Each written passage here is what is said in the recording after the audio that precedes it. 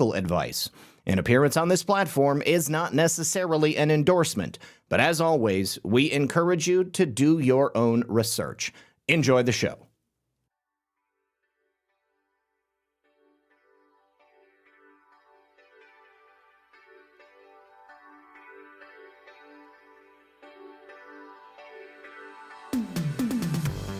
Good evening, everyone.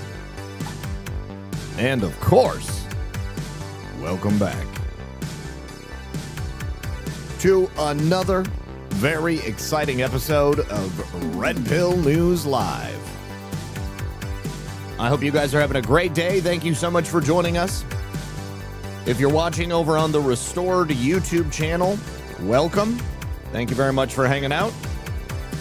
If you haven't yet, do me a favor, whatever platform you're on, hit that like button, hit the thumbs up, hit the red pill, maybe help us out by sharing the show. Would sincerely appreciate it, especially over on the new YouTube. So, because of the precarious situation with YouTube, I've already gotten a couple of nasty grams from them. What I have to do is a briefer show on YouTube and then the full show on all of the other platforms that allow me to speak freely. Hopefully you people on YouTube can understand what I'm up against. Never even thought they'd give me that channel back, and I think they're probably looking for any reason to get rid of me. But anyway, we've got a lot to talk about today, guys. The case against Jim Comey has quite literally gone into overdrive. Jim Comey made a fatal error, calculating, however fatal. Because essentially Jim Comey has allowed entrance into his case a whole host of pieces of evidence that otherwise never would have seen its way into this case. Evidence that could likely lead to superseding indictments. Drunk Pinata, thank you so much for the raids.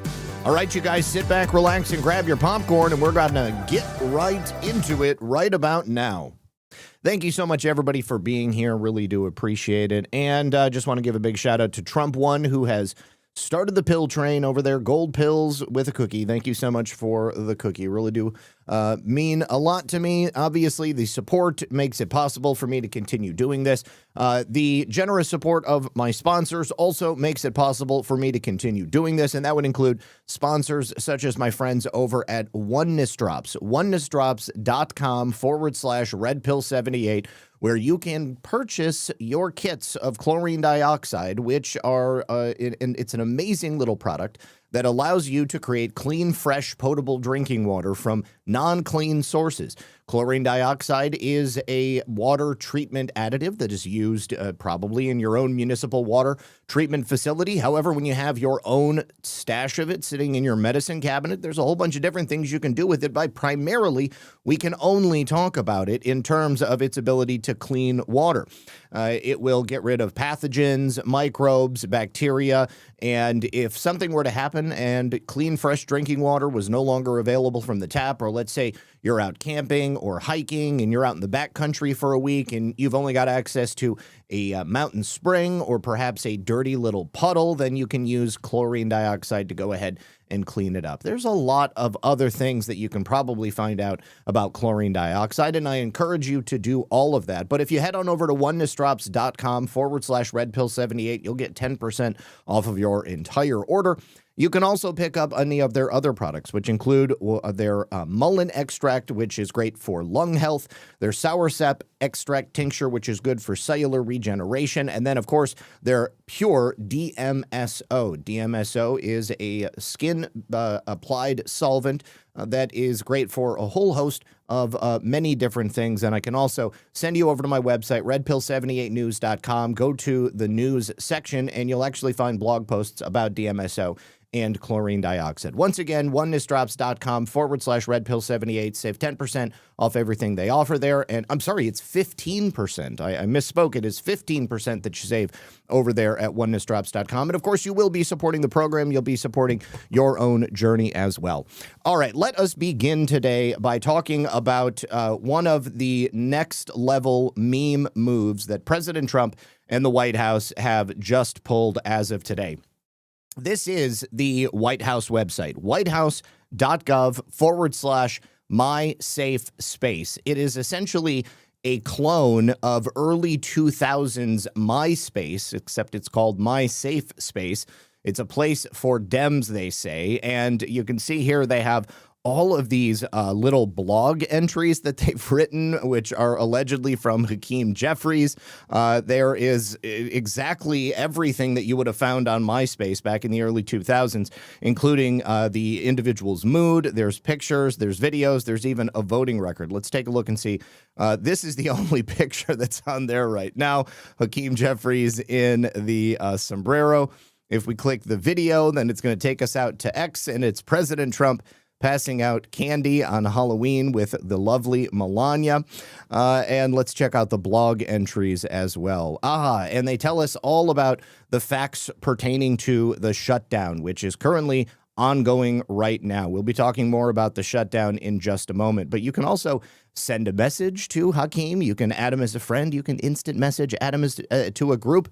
You can even block him, rank him, or forward him to another friend of yours. About me, hey, we're Democrats in the House and Senate. We love DEI, TG, and everyone, handing out taxpayer benefits to illegals. We couldn't care less if men or women in the uniform get paid or if our neighborhoods are safe. We just love playing politics with people's livelihoods. And then they have a whole bunch of friends, which include Joe Biden with the auto pen. You have Fenty Girl, which was a famous arrest that was made by ICE several months ago. You've got Antifa, George Soros, Chuck Schumer, the real Chucky, the Maryland Dad, and then, of course, Tampon Tim. And this is so funny that they would do this. All right, now, in addition to this, HMed1 says, thank you for all you do. Thank you so much, my friend. Really appreciate that $20 rant. Thank you very much.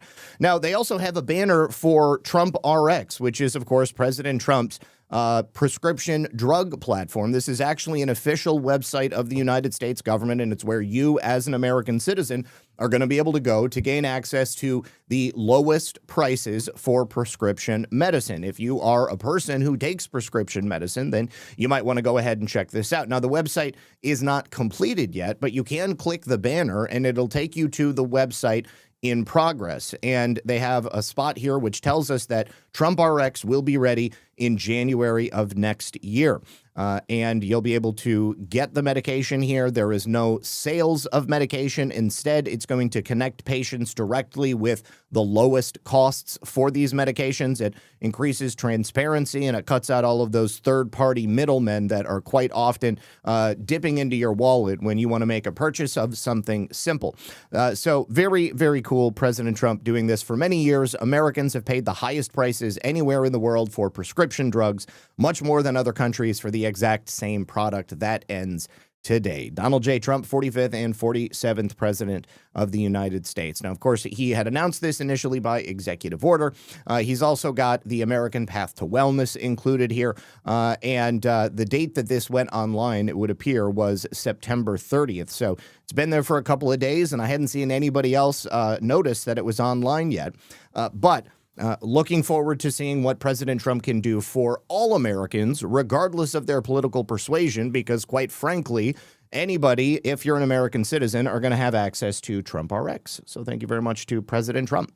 All right, now, we also have news coming from the darkest corners of the deep state. Dick Cheney has officially passed away at the age of 84. Now, I would never celebrate when someone passes away, no matter how, no matter who, no matter when. But I will say this, there are many people who had assumed that Dick Cheney, much like Darth Vader, would simply continue to replace different pieces of his human body until eventually there was precious little human that was left, and Dick Cheney might perhaps live forever. Thank God for Dick himself that he never had to live to see his daughter Liz be indicted, because undoubtedly that is probably something that many people expect to happen in the very near future. Now, the Cheney family has put out an announcement regarding his passing. Dick Cheney was a great and good man who taught his children and grandchildren to love our country and to live lives of courage, honor, love, kindness, and fly fishing. We are grateful beyond measure for all Dick Cheney did for our country, and we are blessed beyond measure to have loved and been loved by this noble giant of a man. Now, Dick Cheney, of course, was the vice president for George W. Bush. He was essentially de facto president on 9/11. He has battled health issues, heart problems for quite some time since leaving office. Dick Cheney also famously was the CEO for Halliburton until he became the vice president. Halliburton ended up taking on some of the largest government contracts after we invaded Iraq during Operation Desert Storm 2. And Dick Cheney has also famously been noted for accidentally shooting a friend in the face while they were duck hunting. Certainly, no duck hunters will have to worry any longer. Now, I do have more to say about Dick Cheney, but it's the kind of stuff that I can't say over here on YouTube. So if you'd like to hear my thoughts on Dick Cheney in the second half of the program, I invite you to make sure that you stick around until I pass out that Rumble link, and then you guys can join us over there, and we'll talk maybe about who the real Dick Cheney was. All right, now, we'd have to talk about some election news. Some election news, because, of course, today is Election Day in several states around the country. That includes New York, that includes California, that includes Pennsylvania, that includes Ohio. And in New York City, we have another announcement coming from Judicial Watch and Tom Fitton. He wanted us to know that yet again, Judicial Watch has come in the clinch and cleaned 1 million names from the New York City voter rolls. So that means that 1 million individuals who were on those voter rolls who potentially may have cast ballots today will not be able to, because they were not legitimate names that should have been included in the ballots in the first place. Let's hear from Tom Fitton. Hey everyone, great. Oh yeah, can't forget Virginia. News. Judicial Watch legal action just led to the removal of 5 million names, I can report, from voter rolls nationwide. 1 million dirty names cleaned from New York City's rolls. 1,200,000 names cleaned from LA's rolls. Hundreds of thousands, millions of names cleaned from Colorado, Pennsylvania, North Carolina, Kentucky. The list goes on and on, all thanks to Judicial Watch's heavy lifting in court. Now, of course, millions more names need to be cleaned up, and Judicial Watch is in federal court now. But in the meantime, right now, there are 5 million fewer opportunities for voter fraud. Everyone, great news. Judicial Watch.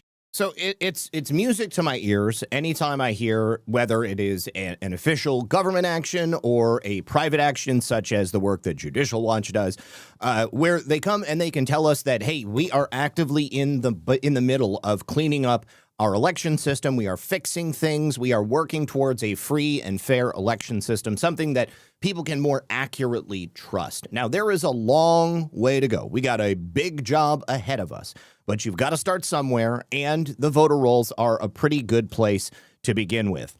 Now, in addition to Judicial Watch in New York City, last week we brought news that Ed Martin and the Department of Justice had sent a request to Fulton County, Georgia, seeking access to the 2020 election records that have already, through the course of a court order, been remanded to the hands of private citizen groups like Voter Georgia. However, for some reason, the government in Fulton County and the courts locally there seem to be unable to make this happen. And so finally, after 5 years and a vicious court battle that has waged for much of that time, Ed Martin and the Department of Justice stepped in and said, hey, we're sure you're not doing anything wrong, but just in case, we'd really like to take a look so that we can make sure that nothing improper is happening. Because, of course, you know,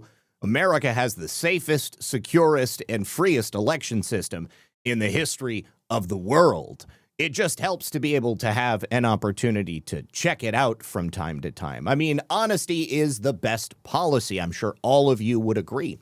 Well, that apparent letter that was sent back in August never warranted a response from either the judge down there in Fulton County or the Fulton County elections team themselves. So now Harmeet Dillon and the Department of Justice have sent yet another request for those election records in Georgia. And let's see here. The Gateway Pundit was actually the first to report on a new subpoena that was issued by the Georgia State Election Board to Fulton County. This is to produce those physical paper ballots, but also the paper ballot envelopes and the ballot stubs that are under a preservation order because that litigation I explained to you is still pending. Now, this subpoena was in addition to another subpoena that had already been issued in November of last year, 2024. It represents yet another in a long series of efforts to produce accountability in the state of Georgia for the 2020 presidential election.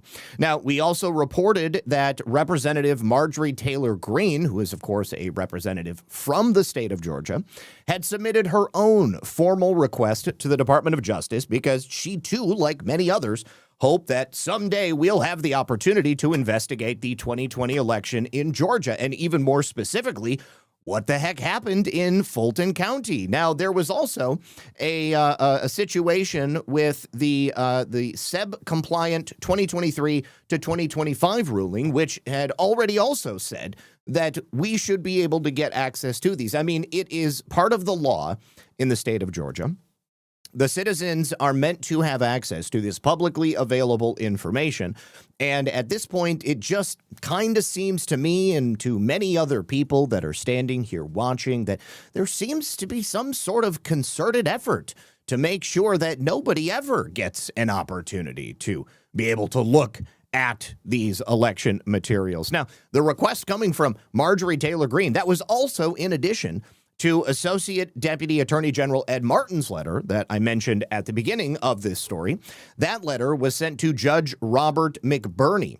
That letter requested access to the approximately 148,000 absentee ballots and envelopes, which are currently being held, allegedly, at the Fulton County warehouse.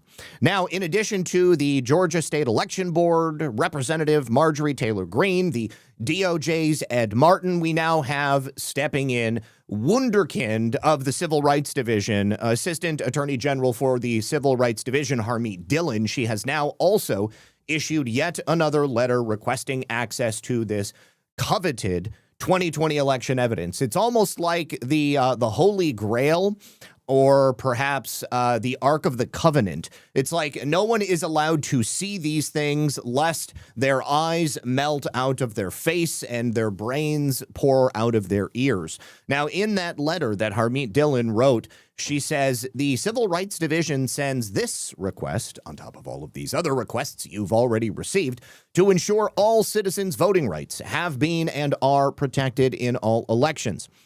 Let's spell out the law for you. Title III of the Civil Rights Act of 1960 empowers the Attorney General to request preserved election records. So the purpose of this request is to ascertain Georgia's compliance with various provisions of the National Voter Registration Act and the Help America Vote Act, including without limitation, compliance with provisions relating to election technology and administration standards. Harmeet Dillon continues by saying transparency appears to have been frustrated at multiple turns in Georgia.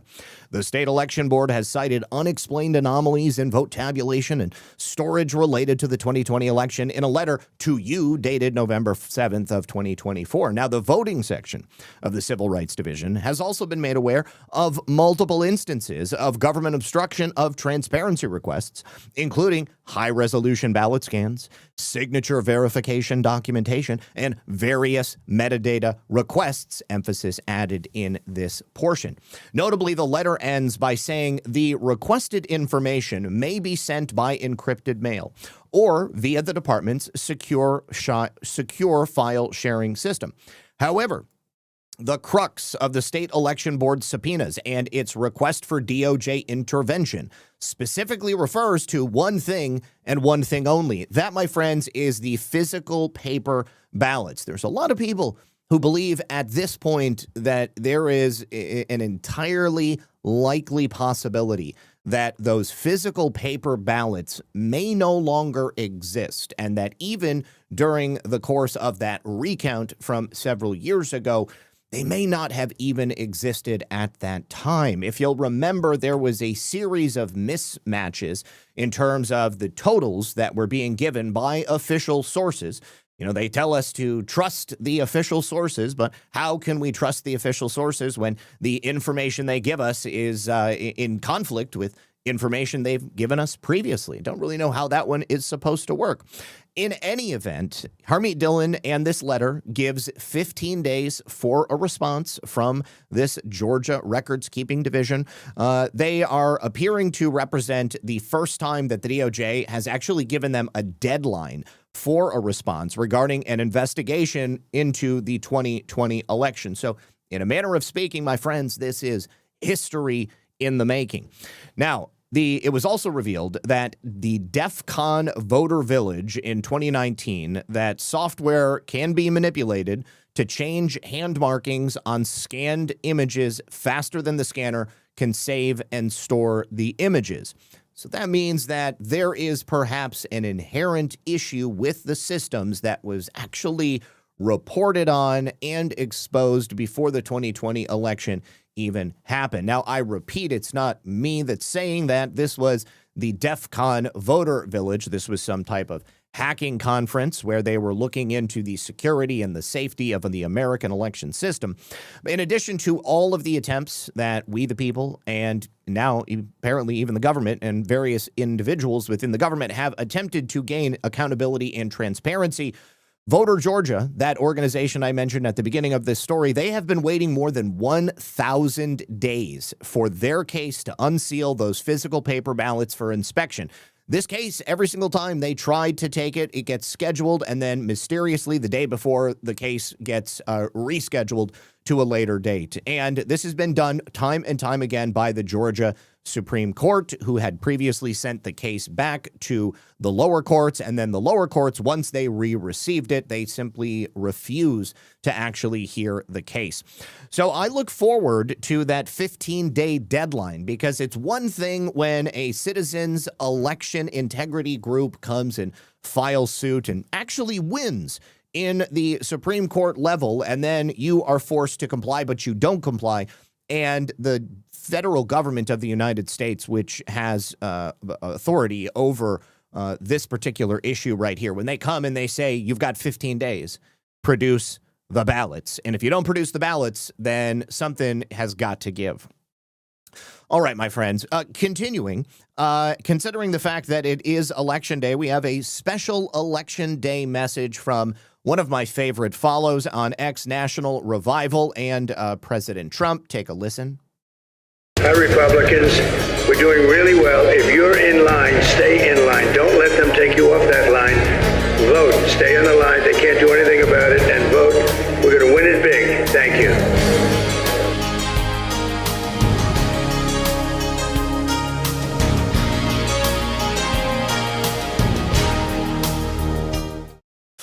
Hi, Republicans. National Revival is a great channel to follow. He does short form content like this. Very patriotic. It's got that 80s vibe, you know, whether it's like the synthwave soundtracks or the overwashed and brightened film with the grain. It looks like you're going to be crawling into Ferris Bueller's Day Off. And then, of course, iconic images of America from days past. Really do love it.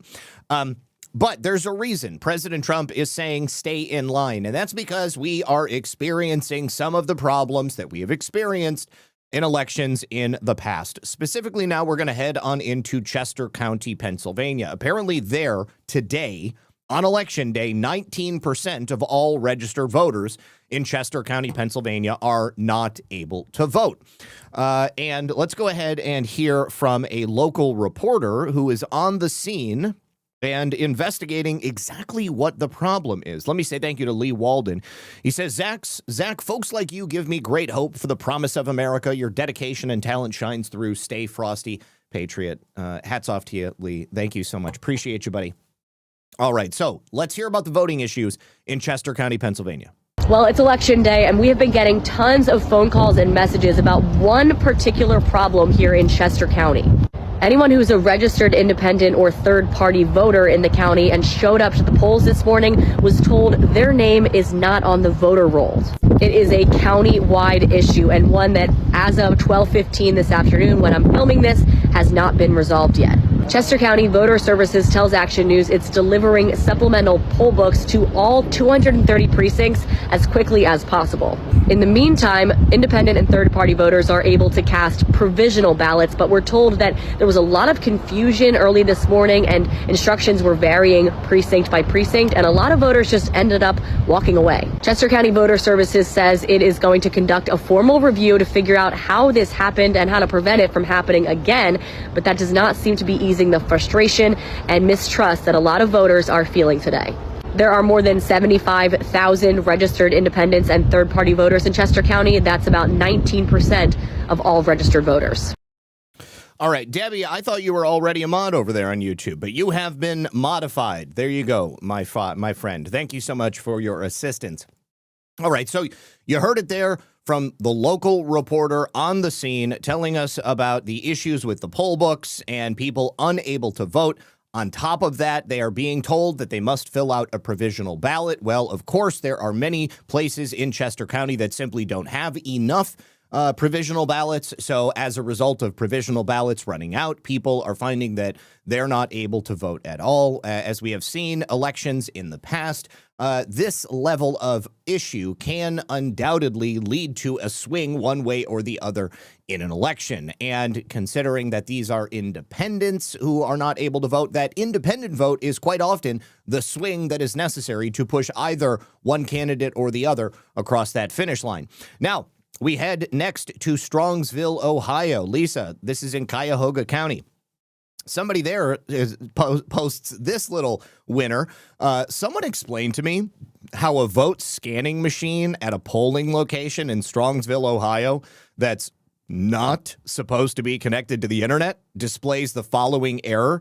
Something went wrong while displaying this web page. Now, they include the serial number, the barcode, and the brand name of this particular ballot counting machine. This is from Clear Ballot Group. They're out of Boston, Massachusetts. Not exactly familiar with them. And you can see right here on the screen of the unit, aw snap, something went wrong while displaying this web page, error code 11. Now, my friend Sydney Powell replies with rolling on the floor, laughing, crying face, rolling on the floor. And she says, well, let me tell you, if you're only just now figuring this one out, you've got a little bit of reading to do. But I wonder how often this is happening in jurisdictions like Strongsville, Ohio, or perhaps other jurisdictions around the country. Undoubtedly, we're probably going to see more cases like this rolling in throughout the day. And wouldn't you know it, now we go to everyone's favorite voting jurisdiction, Arizona, Pima County, Arizona. Jake Hoffman of Arizona says, I'm getting reports out of Pima County, Arizona, that election staff are turning away political party observers at polling places, which means that if they're turning them away, maybe they don't have anybody there to actually observe. This is not legal. This is definitely not something that should be happening. I never really understood why people just submit when they're told, oh, no, you're not allowed to be here. And when you know that you're actually allowed to be there, like your whole purpose for being there is to show up and to observe. And then you get there to do that job and they say, no, you can't be here. Anyways, Pima is currently running 8 voting centers for the election being held today. Observers help keep elections honest. Is there any reason anybody out there in the audience, no matter what platform they're on, can you imagine a single reason why people would not be allowed to observe elections if the reason the observers are there is to keep the elections honest? That one makes you think a little bit, doesn't it? Or maybe it doesn't make you think at all. Maybe it just clicks. You don't even have to think about it. I mean, the question here is who is making this decision in Pima County? What do they have to hide in Pima County? Right here, the following 2 observers were turned away this morning. It's not like the polling place was overrun with voters. One of them was turned away at 5 a.m. Another one was turned away at 6 a.m. And then another was turned away at 6 6 a.m. again. There were polling places in 2 different locations where these people were turned away. At the Morris K. Udall Registration Center on Tank Verde Road, and then the Parks and Rec Administration Building at Randolph Park, 900 South Randolph Way. I can only imagine why it would be that people would turn away party observers if they didn't want them to be watching the process of what was going on. I mean, this is typically the problem. If you can't see how the sausage is made, you have no idea what's going into that sausage. It could be Soylent Green or something just as horrible. CNS 1000 says, see just the news. Texas, oh, we're going to talk about that in just a few minutes. Don't you worry about that. Thank you very much, CNS 1000. Representative Brandon Gill, probably my favorite Texas representative, coming through in the pinch. We're going to be reading about that in a few. All right, now, President Trump has also spoken up about the election held today in California. Turns out that the current redistricting vote is now under criminal review by the Department of Justice. President Trump confirmed it this morning. He said it is under very serious legal and criminal review. As of right now, Californians are heading to the polls, both ballot boxes and, of course, by mail boxes, and they are going to be voting on Proposition 50. This is the effort by California Democrats to redistrict the entire state of California and thereby eliminate 5 GOP congressional seats through 2030. Now, President Trump called this redistricting vote in California a giant scam, and he said it's currently under criminal review. The unconstitutional redistricting vote in California is a giant scam in that the entire process, in particular the voting itself, is rigged. All mail-in ballots where the Republicans in that state are shut out is under very serious legal and criminal review, so stay tuned. California Democrats rolled this proposal out over the summer with these new congressional maps eliminating the 5 GOP House seats, and that was in response to the redistricting effort that was being taken place in Texas and a couple of other states around the country. California voters are going to decide in this special election whether or not this new congressional map is going to stick because of ballot harvesting, drop boxes, mail-in ballots with zero chain of custody, and even more questionable curing of those ballots. The 2024 election gave California 43 Democrat House seats and the Republicans 9 seats. So if this is successful, that will whittle it down to 4 Republican seats rather than the meager 9 that they have right now. Never you mind the number of people actually living in the state of California. They love to fix it so that they can control it. So now the Democrats will be controlling and eliminating from the Republicans those 5 seats. The 5 California Republicans targeted by the redistricting include Representatives Doug LaMalfa, District 1, Kevin Kiley in District 3, David Vallado in District 22, Ken Calvert in District 41, and Daryl Issa in District 48.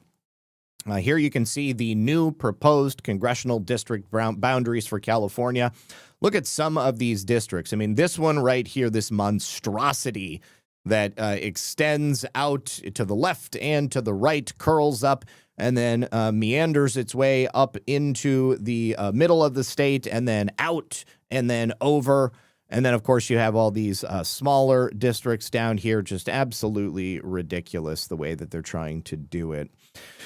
Well, California Governor Gavin Newsom held a press conference in Los Angeles back in August. That's when he announced this redistricting effort. He says he's moving forward with the plan because he plans to end President Trump's presidency. He says that Trump is rigging the system. It's so funny to me how many of these people on the left are now coming forward and saying that Donald Trump is the one who's cheating. Seems to me that they are engaging in election denialism. There is nothing more dangerous to American democracy than election denialism. All right. Now, also commenting on this legal action coming from the Department of Justice is our own press secretary, Caroline Levitt. Let's go ahead and hear from Ms. Levitt. I'm going to make it large. And criminal review. By whom and why? And also, in this vein, does the White House still plan to issue an executive order banning mail-in voting, and what legal authority do you have to do that? The White House is working on an executive order to strengthen our elections in this country and to ensure that there cannot be blatant fraud, as we've seen in California with their universal mail-in voting system, It's absolutely true that there's fraud in California's elections. It's just a fact. It is just a fact. They have a universal mail-in voting system, which we know is ripe for fraud. And if you want to deny that, look at this, broad. Look at. I'm happy to provide you all of the evidence for it. I'd be glad to send that to you after this briefing. Rigged. Fraudulent ballots that are being mailed in the names of other people and the names of illegal aliens who shouldn't be voting in American elections. There's countless examples, and we'd be happy to provide them. As for executive action the White House is taking, yes, we are looking into that. And like any executive order, of course, any executive order the president signs is within his full executive authority and within the confines of the law. Cannot wait to see it personally, but even more, I want to see it codified by Congress. I would love to see a law go into effect which gives us a totally safe and secure election system, voter ID, paper ballots, perhaps, of course, no electronic voting machines, just universal paper ballots on a single day, federal holiday, so everybody gets out there and has an opportunity to vote. Cannot wait to see what's coming down the pipeline with that with that executive order. Now we have to talk about the shutdown because it is continuing on. And in the Senate, for the 14th time today, Democrats blocked yet another attempt to open the government. The final vote was 54-44. And of course, it takes 60 votes to pass a funding bill unless we change the filibuster. Let's go ahead and hear about it. The yeas are 54, the nays are 44. 3/5 of the Senate duly chosen and sworn, and not having voted in the affirmative, the motion is not agreed to. Yep. Once again, not surprised because they need that leverage.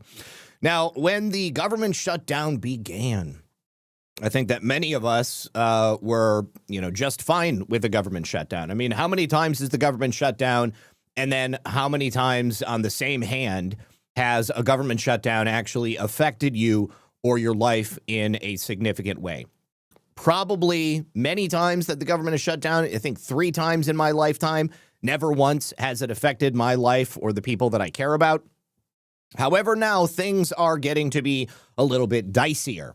And the Secretary of Transportation, Sean Duffy, illuminates exactly how this is on the verge of affecting our air traffic control and airport system. Now, as I am going to be in Cocoa Beach this weekend, Lisa and I leave tomorrow, hoping to do a stream from the car as we're driving down there. And then I will be in Cocoa Beach on Thursday, Friday, Saturday, and Sunday.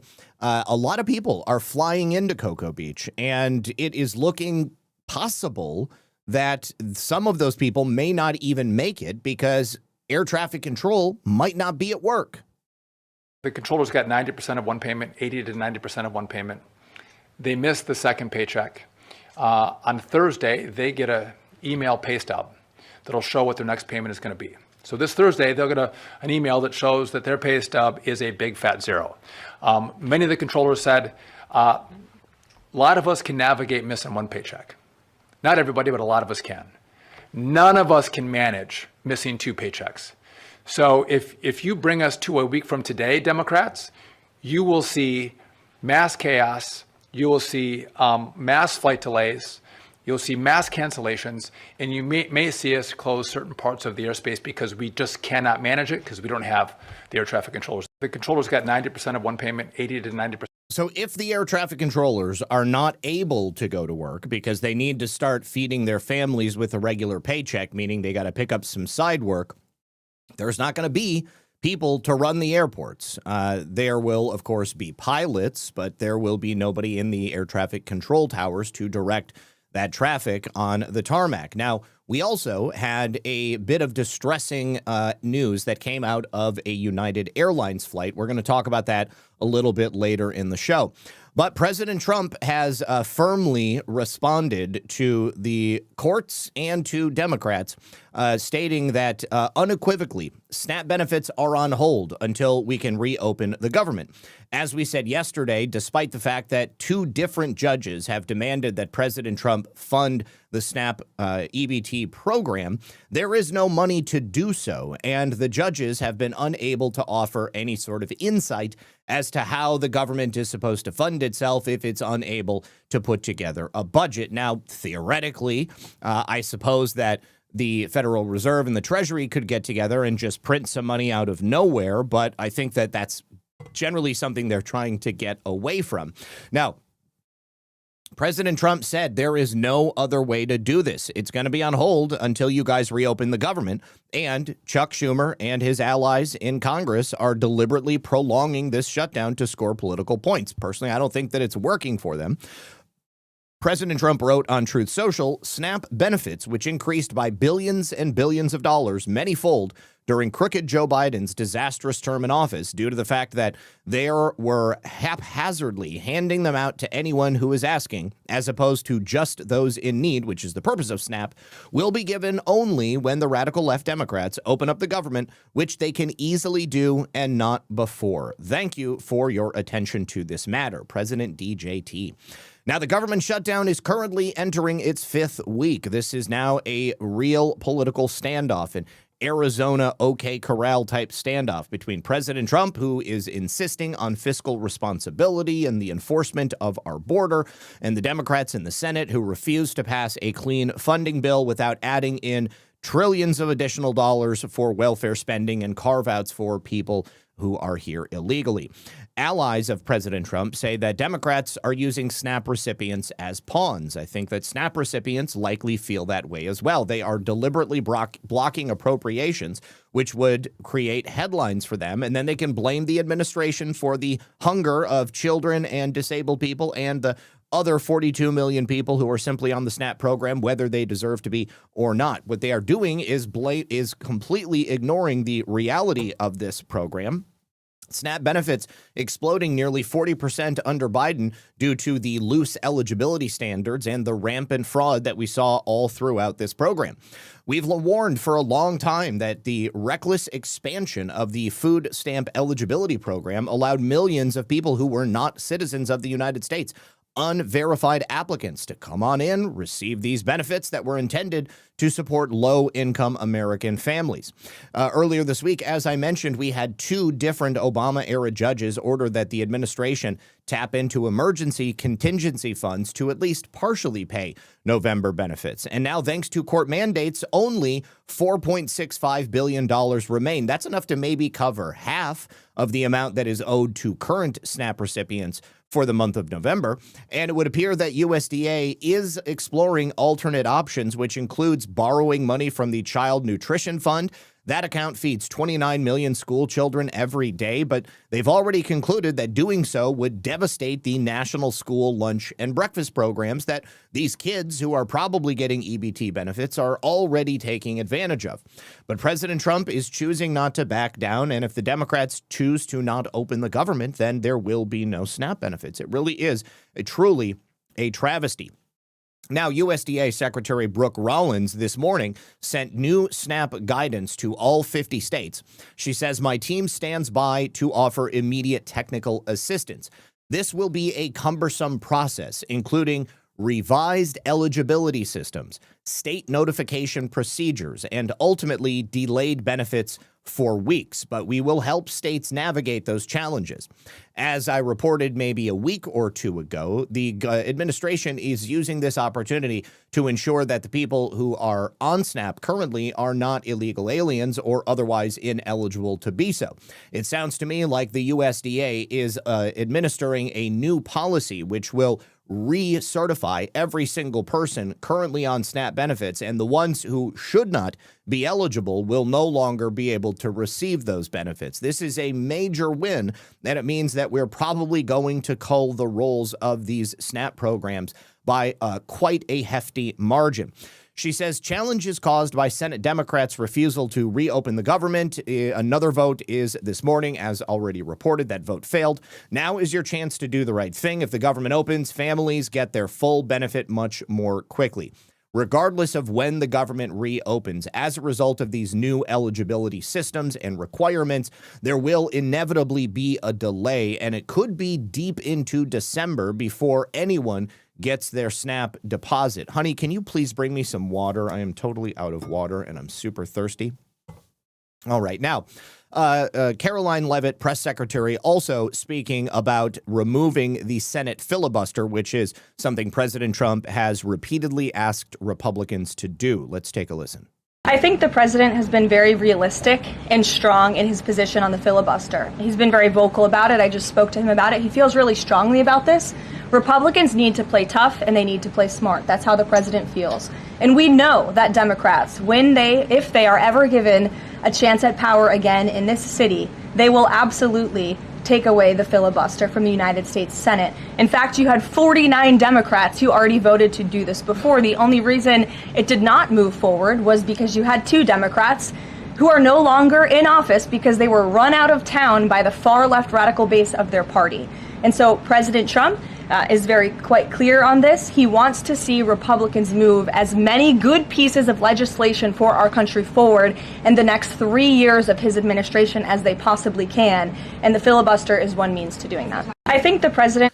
So I think that this is an inevitability. At some point, the filibuster will be removed. Is it going to be removed at a time when it's going to give us a position of strength? Or will it eventually be removed when it will be used to place us in a position of weakness? Why not take care of it right now, head it off at the pass, and make sure that we can get this government reopened, pass that clean resolution, and let's begin the process of fixing this government. All right. Now, I was going to end the show over on YouTube, but I've already screwed up and I vaped on screen. That's one of the things that YouTube doesn't like. So I'm just going to continue on with this and probably going to take the stream down from YouTube later and then maybe throw up just clips from the show. But we do need to check in with Attorney General Pam Bondi because she has an update for us on the Arctic frost investigation. Recently, she just found, obviously, that the special counsel seized President Trump's government-issued phone. We already know that that is an unprecedented action that the last White House under Joseph Robinette Biden gave unprecedented and perhaps even illegal access to the special counsel to retrieve the former president's personal records that he used to do business while operating the country. But it also turns out that the special counsel subpoenaed all of President Trump's personal phone records. That means that whatever President Trump's personal number is outside of his official government phone, Jack Smith also had access to all of those records. Also, in addition, the special counsel subpoenaed those records, and this is something that can never be allowed to happen again. It should not have been possible here in the United States of America. And now that Pam Bondi has received these new documents, she has passed them out to the congressional investigators on Capitol Hill. I'm sure that they're going to want to ask Jack Smith about this when they finally get him subpoenaed and bring him in to testify under oath. And in addition, the FBI is also currently working diligently not only to expose what's happened as a result of Arctic frost, but also to bring the people who broke the law to justice. Now, in addition to that, as mentioned by CNS 1000, Brandon Gill of Texas has now officially impeached Judge James Boasberg. He has abused his power, as we've shown time and time again. He has weaponized the bench. He has committed crimes and misdemeanors. He is unfit for office. He should be impeached. He has also breached his rules of judicial ethics. Judge James Boasberg appears to be a partisan political actor making decisions based not upon his interpretation of the Constitution, but about his personal dislike for President Trump and the Make America Great Again movement. Now, we can actually see the articles of impeachment filed by Representative Gill. Resolved that James Boasberg, Chief Judge of the U.S. District Court for the District of Columbia, is impeached for high crimes and misdemeanors, and that the following article of impeachment be exhibited in the U.S. Senate. Article of impeachment exhibited by the House of Representatives of the United States of America in the name of itself and of the people of the U.S. against James Boasberg, who was appointed, duly qualified, and commissioned to serve during good behavior in office to be United States District Judge in D.C. on March 4th, 2011. Article 1, abuse of power.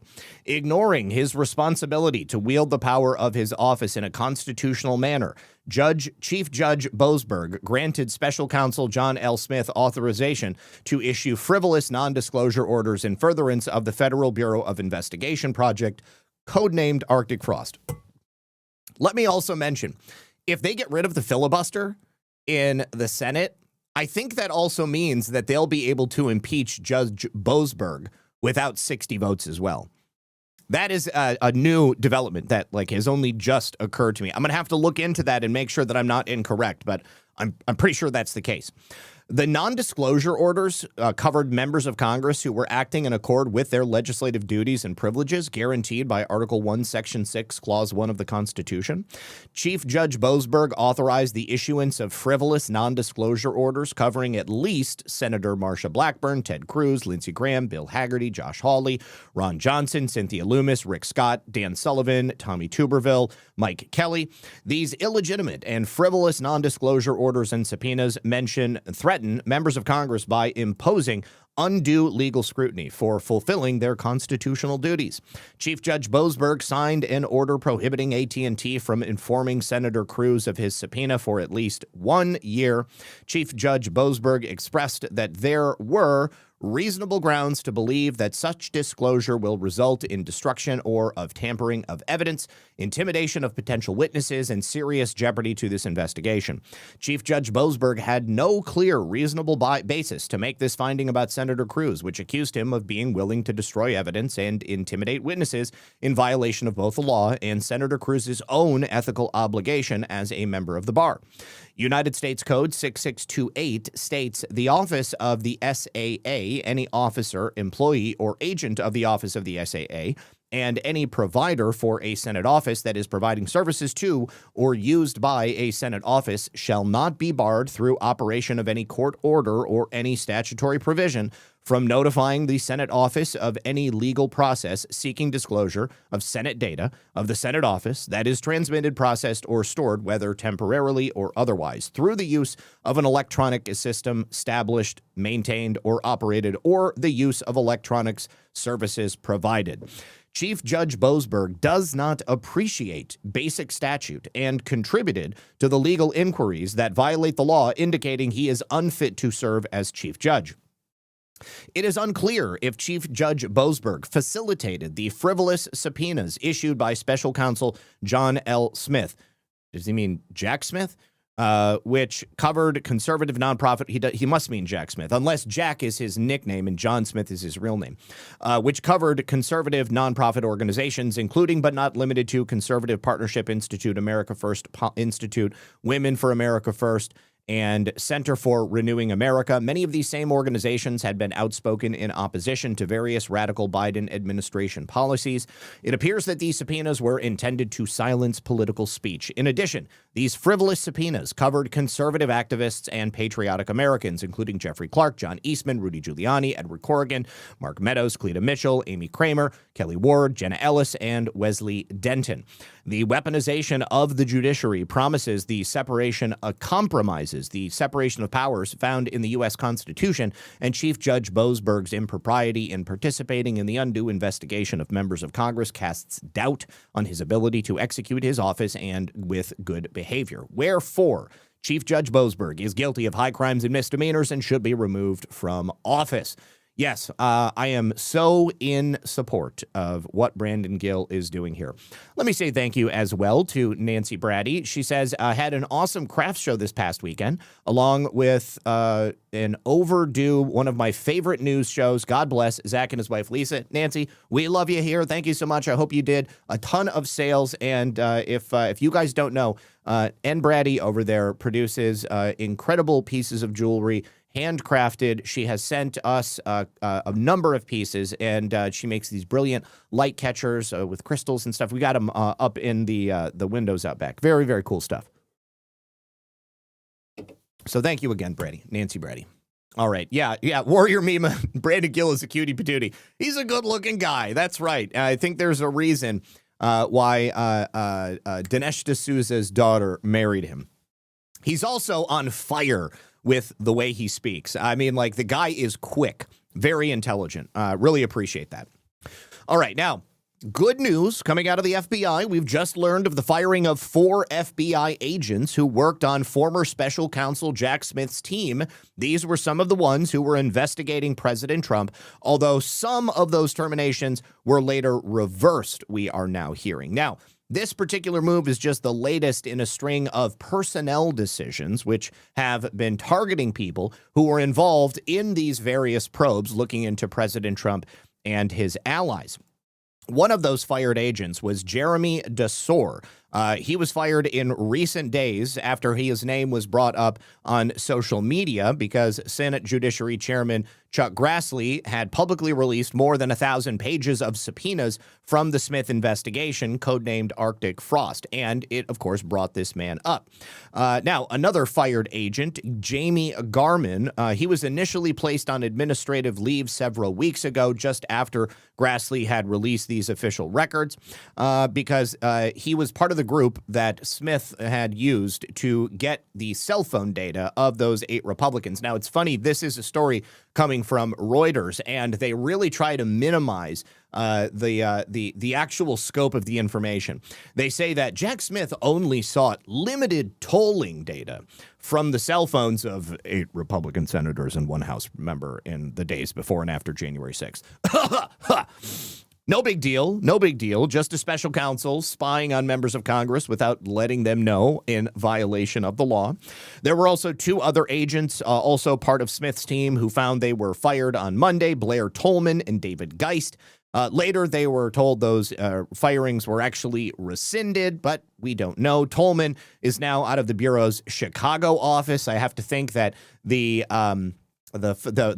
movement to the Chicago office has got to be a statement in and of itself. That right there is a low-key demotion because everybody knows Chicago is not the place you want to be. Certainly not right now.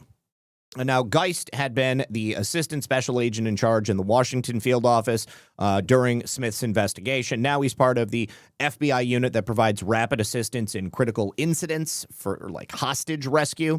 So, maybe that one was appropriate because there isn't all that much that the FBI has to do in terms of hostage rescue. You've also had a couple of other ones that were fired on Monday, but we don't have any confirmation on who those were, just people familiar with the matter suggesting that more FBI agents have been fired. We've had a number of people fired from the FBI. In my estimation, there are many, many more who need to continue to be fired. We got to get rid of these people and clean up the deep state FBI that still exists. Now, we are about to get into the situation with James Comey. James Comey is in a world of hurt, my friends. Make no mistake. He has seriously put himself into a position of jeopardy. But before we do that, I have a brief message from one of our sponsors over here on Rumble. Let me just get this pulled up. That's going to be my friends right here at Zippix Nicotine Sticks. You guys, this particular episode is brought to you by Zippix Nicotine Sticks. And if I can just change my screen right there. What are Zippix Nicotine Sticks? Well, they are infused toothpicks, a satisfying, discreet, and great tasting way to curb your cravings and anytime, anywhere, no matter where you are.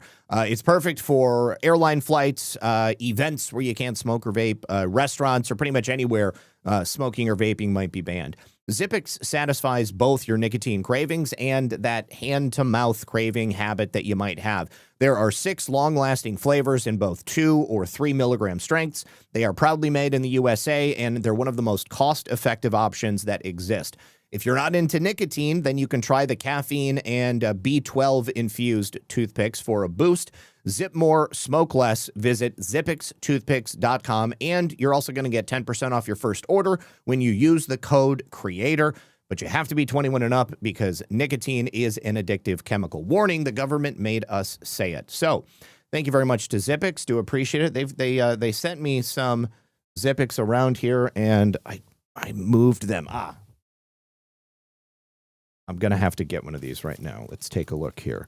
What do we got? We've got Spiced Island Cove. We've got Mocha. We've got Cinnamon. We've got Sweet Whiskey and the Peppermint Watermelon. That's what I wanted to try right there because I haven't tried the Peppermint Watermelon.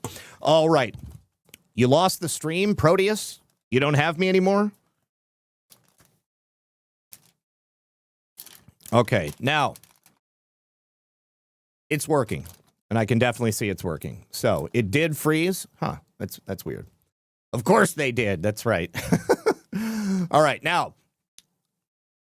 part of Jim Comey and Letitia Pkwy James's legal strategy has been to attempt to have U.S. Attorney Lindsay Halligan removed from her position by stating that she was put in that position improperly.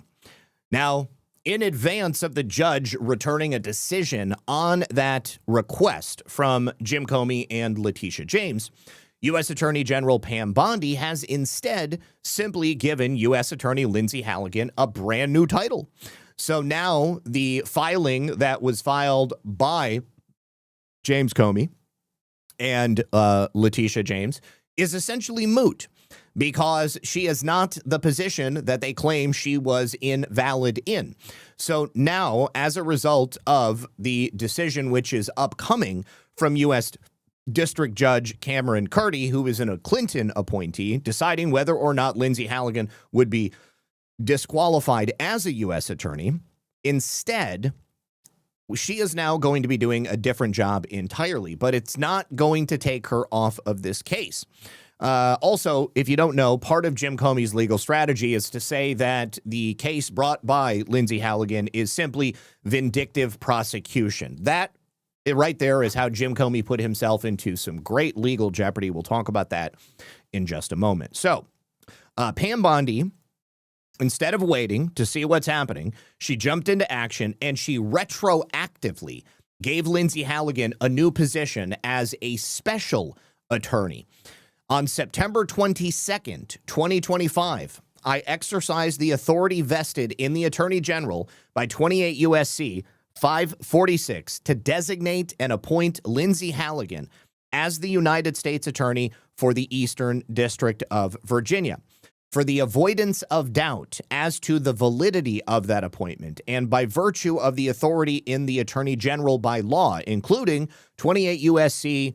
509, 510, and 515, I hereby appoint Ms. Halligan to the additional position of Special Attorney as of the same date, September 22nd, 2025, and thereby ratify her employment as an attorney for the Department of Justice from that date going forward.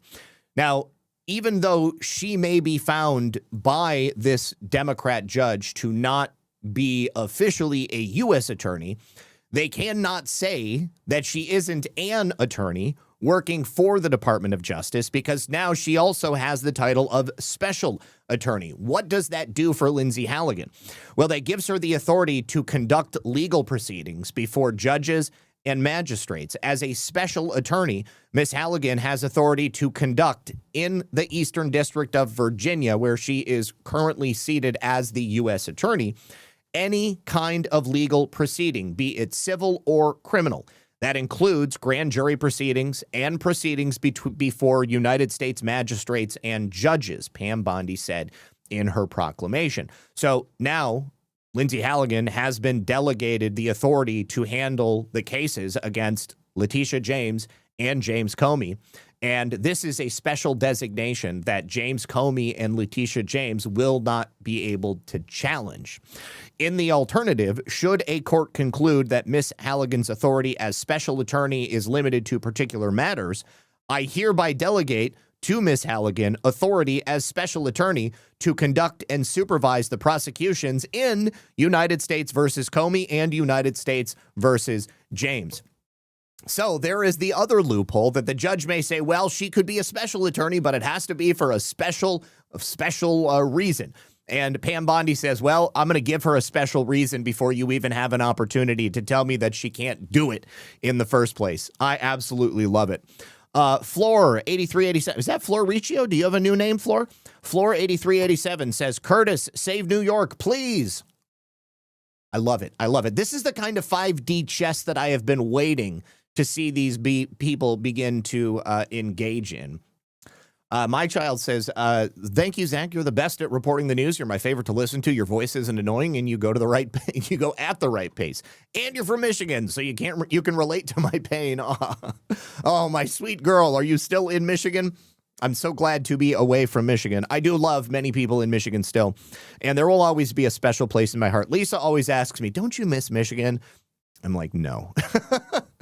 No, I'm very happy down here in Florida. Of course, I would totally go back to Michigan in a heartbeat if it meant I could go to the UP, if I could go ice fishing, if I could go hiking on Isle Royal again or head to any of those forests. I would go, but I got a lot of stuff to do. I'm big busy down here.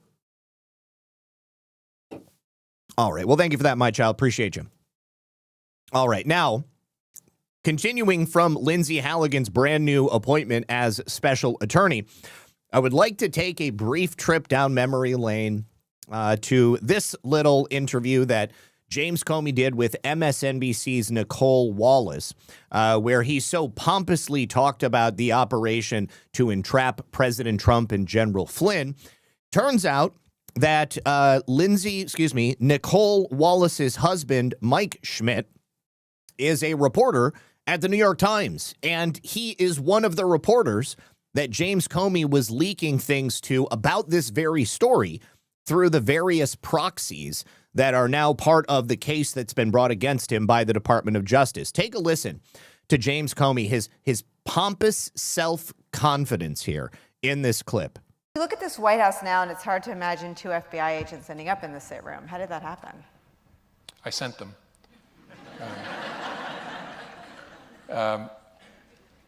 Something I probably wouldn't have done or maybe gotten away with in a more organized investigation, a more organized administration, in the George W. Bush administration, for example, or the Obama administration. The protocol, 2 men that all of us have perhaps increased appreciation for over the last 2 years.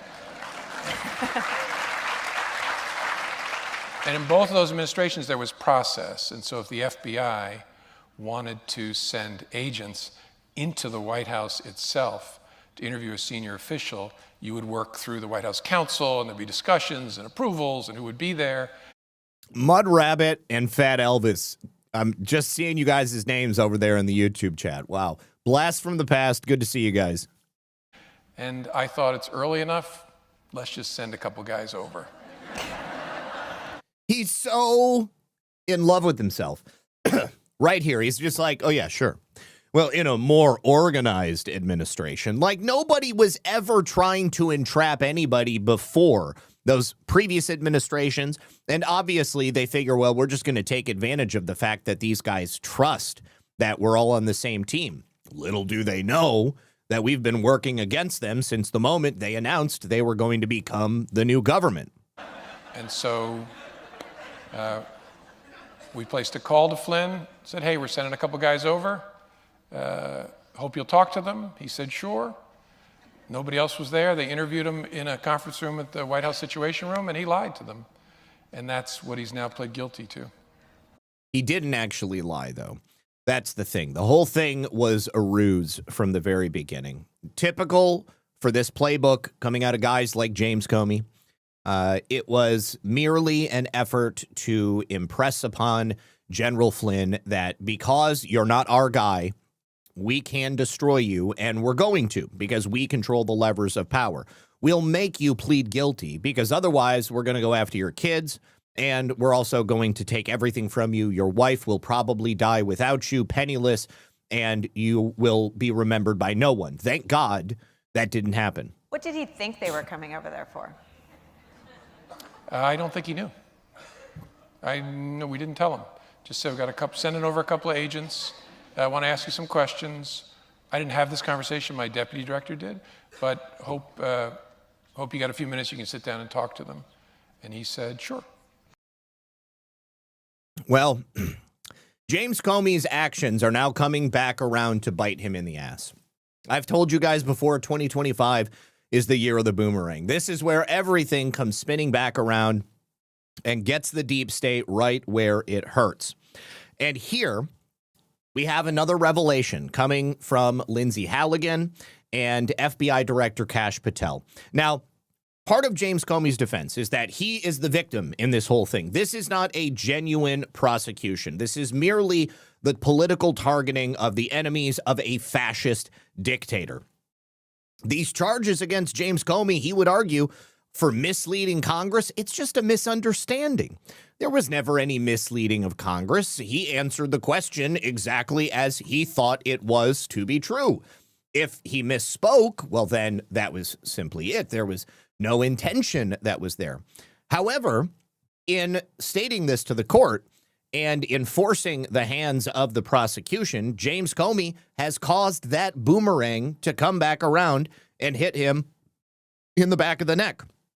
Because now prosecutor Lindsay Halligan has just released part of an avalanche of new evidence that, as I said in the introduction, otherwise likely never would have made its way into this case.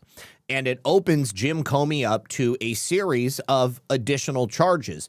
The superseding indictments that I told you initially were likely coming in the future, because these charges against Jim Comey right here are merely the lowest hanging fruit. This is an effort to get him into the system and place him in a position where discovery will lead to additional crimes. Now, it's not just Lindsay Halligan. Kash Patel and the FBI are the ones who discovered this information. They're taking care of the investigative work, and then they hand it off to the Department of Justice. Now, what do we know first? Well, it shows in this new tranche of evidence, this 48-page filing that Lindsay Halligan responded to Jim Comey's lawyer's response yesterday, shows that former FBI Director James Comey made decisions while he was director of the FBI that he hoped would appease Hillary Clinton, because he believed that she would likely become the president of the United States. Hillary Clinton would win. Hillary Clinton would remember what Jim Comey did for her, and he would then, of course, be rewarded for that. Also, in this tranche of documents, we have, in Jim Comey's own words, in a private unsecured email on which he was using to do official government business, him speaking directly with the men that he had leaking to the media on his behalf, cheering them on, giving them attaboys. These are the same types of conversations that Jim Comey, in the opening salvo of this case and publicly, claimed never happened. He never sanctioned anyone to leak. That was part of his answers to the congressional investigative committees. But we have his emails. We have his words. We have his own handwritten notes that seem to directly contradict not only his past congressional testimony, but nearly everything James Comey has said publicly, either before or after he left the office of the director of the FBI. Now, part of this unflattering portrait of James Comey revealed by prosecutors yesterday came from these long hidden files that FBI Director Kash Patel had made mention of. I think he first mentioned them on the Joe Rogan podcast when he said that he found those burn bags in a secret room at the headquarters of the FBI. This is evidence that includes proof that Jim Comey was using a private email account to conduct FBI matters.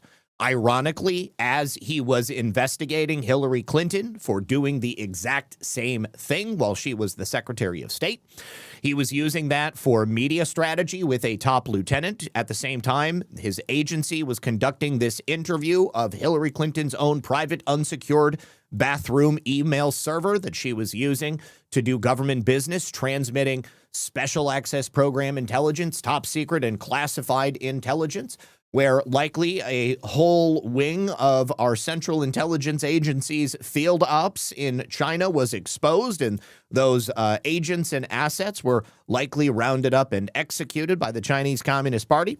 Prosecutors made clear that this evidence will now be used to show at trial that James Comey misled Congress when he denied authorizing any staff to anonymously leak or talk to reporters. We can read the emails.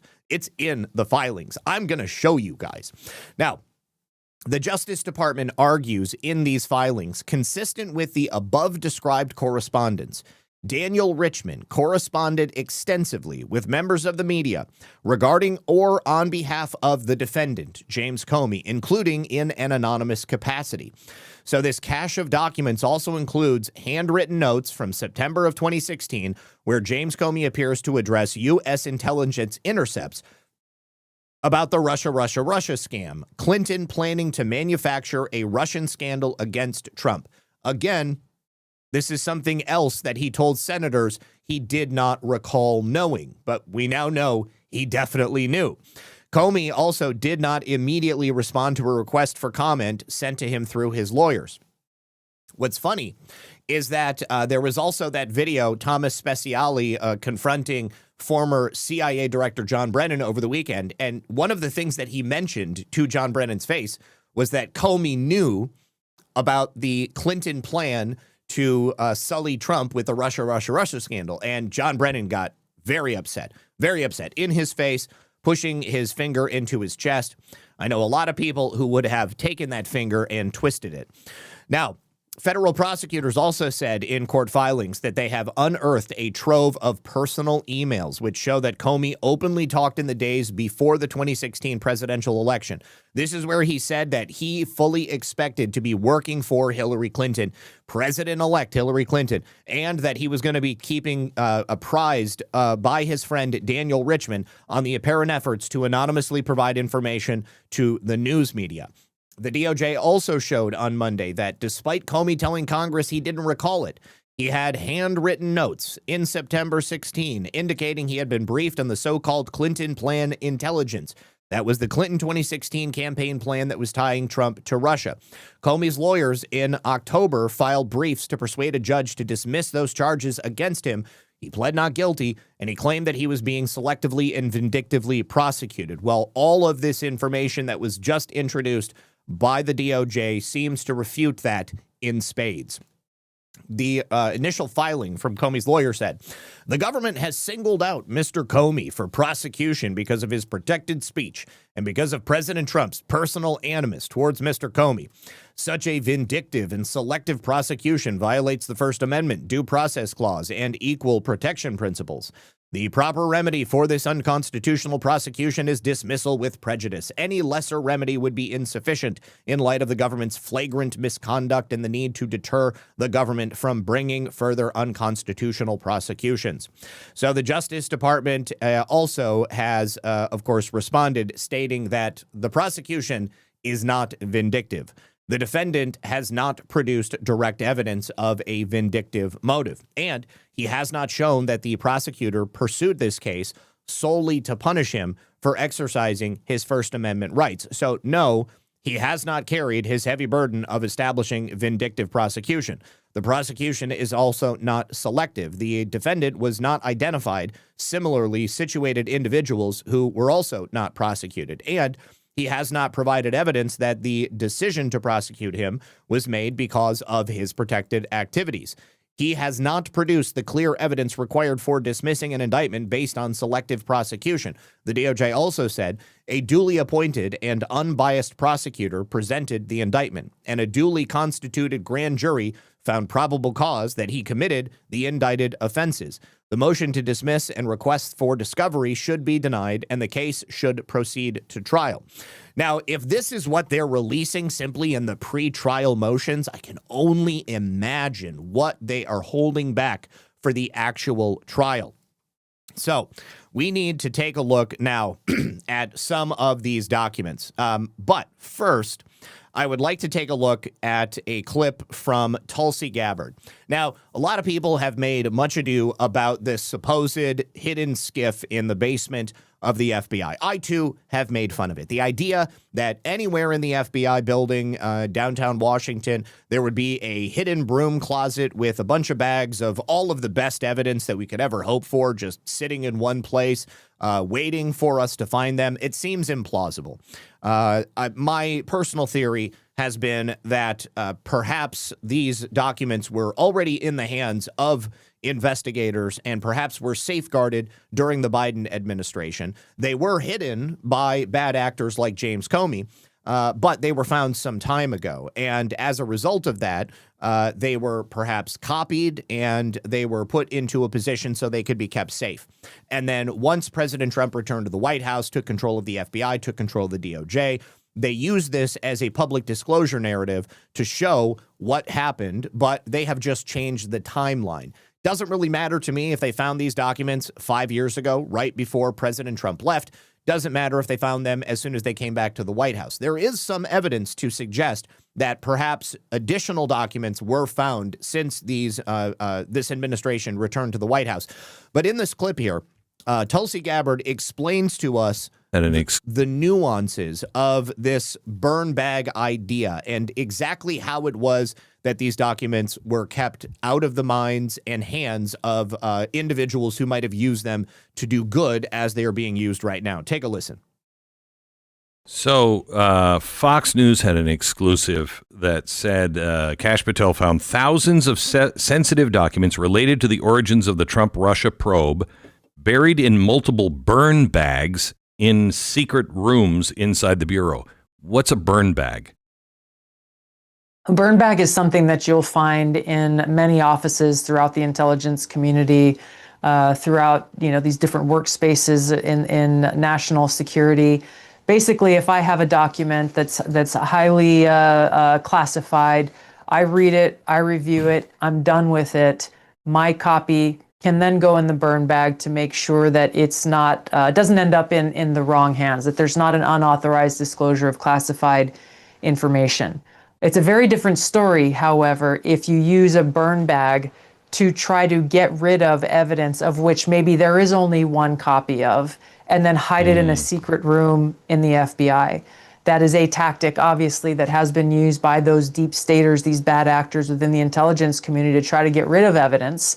Another tactic that's often used is over-classifying information. This is what happened with the Steele dossier. This was already widely publicized as a discredited document.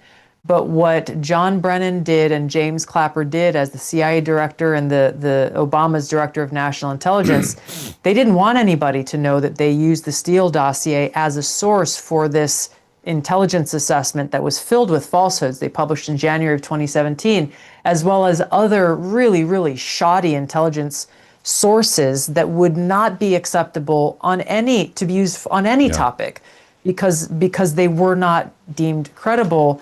They wanted to hide all of this from members of Congress, perhaps, who were reading this, and the American people, and President Trump then, President-elect Trump at that time. And so they overclassified it in a way that there were less than 10 people who could access it. Jeez. And then they locked up the only hard copy documents. This document did not exist on digits. The document that actually exposed, this was the document that we released. Right. They locked that document up and the 5 copies that existed in a safe. And the first time it had been seen, certainly in public, but even by many within the government, was when we released it about a week ago. All right, so this is one of the reasons that people have thought it improbable that these documents would have been left around. I mean, why would the deep state leave these documents in a position where they could be found in the future and used against them? I think that you cannot dismiss hubris. You cannot dismiss overconfidence. I think that they thought we got rid of Trump in 2020. He is never going to return.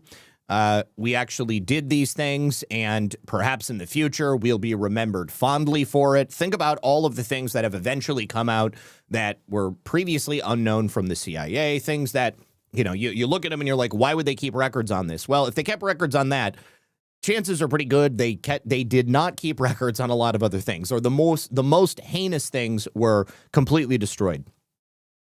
I think that ultimately they thought that, well, first of all, when James Comey was fired from the FBI, he did not have an opportunity to go and perhaps safeguard things that he had written down, or maybe it had already been put away someplace where he thought nobody was ever going to be able to find it. They weren't going to touch it. And it could have even been classified so high that somebody even like Andy McCabe would not have been able to gain access to it without drawing some attention to himself. So there's one aspect of it. And then, of course, you have the first point that I made, which is they thought they got rid of Trump in 2020. They didn't think that he was going to be coming back. Now, this is highly relevant when we look at some of the timing surrounding this. We'll go into that one a little bit deeper in a moment, but I thought it was really interesting that Kash Patel actually quote tweets the Just the News article, and he says, "Go ahead, ask me when I found it." Because that's the one question everybody wants to know.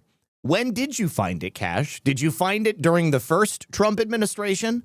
Or did you find it like day one when you came in as director of the FBI? Either one is just as interesting.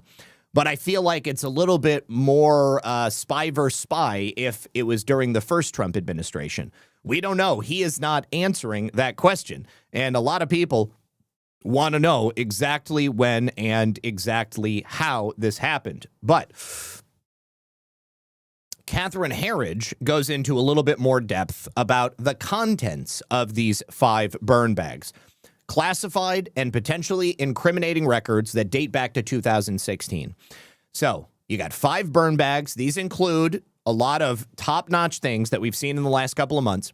Records from the search at Mar-a-Lago, the Capitol breach on January 6th, the Crossfire Hurricane investigation or Trump-Russia collusion investigation. You had a copy of that Durham annex that was previously classified, the classified Durham annex.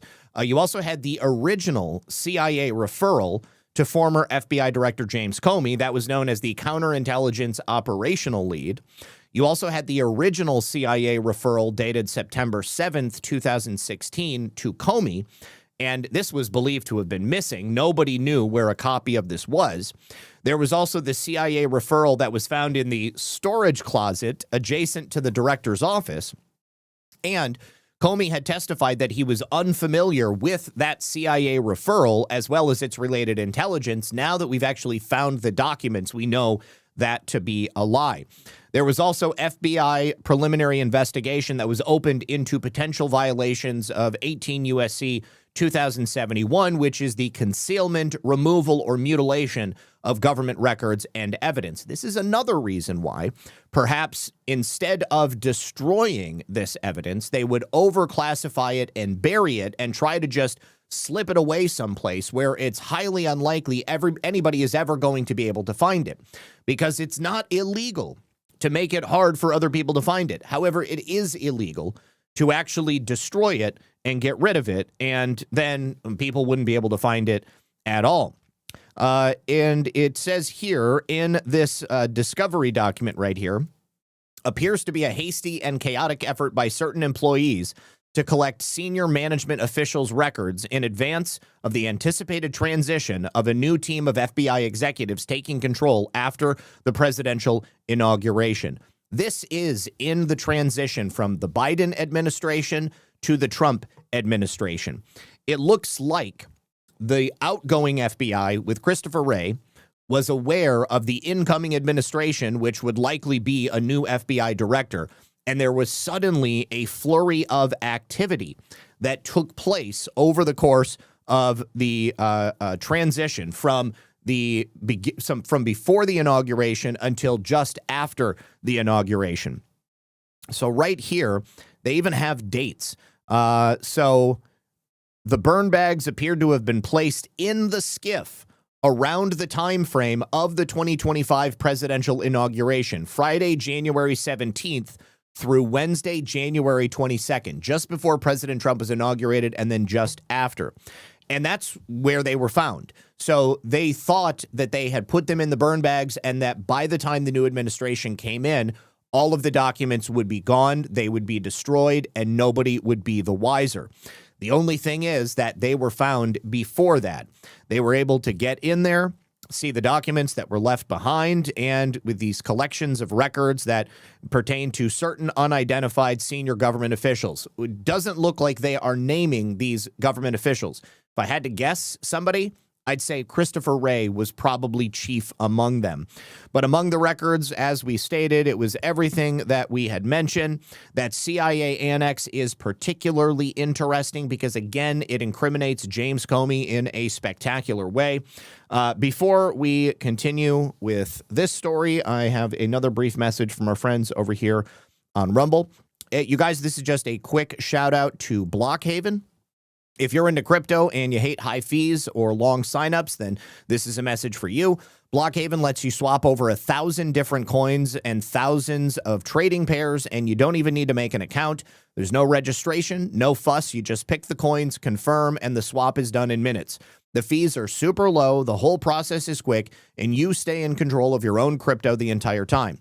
Bitcoin, Ethereum, some random altcoin that you found at 3 a.m., it's probably all on there. So if you want low fees, fast swaps, and zero sign-up nonsense, head on over to blockhaven.co.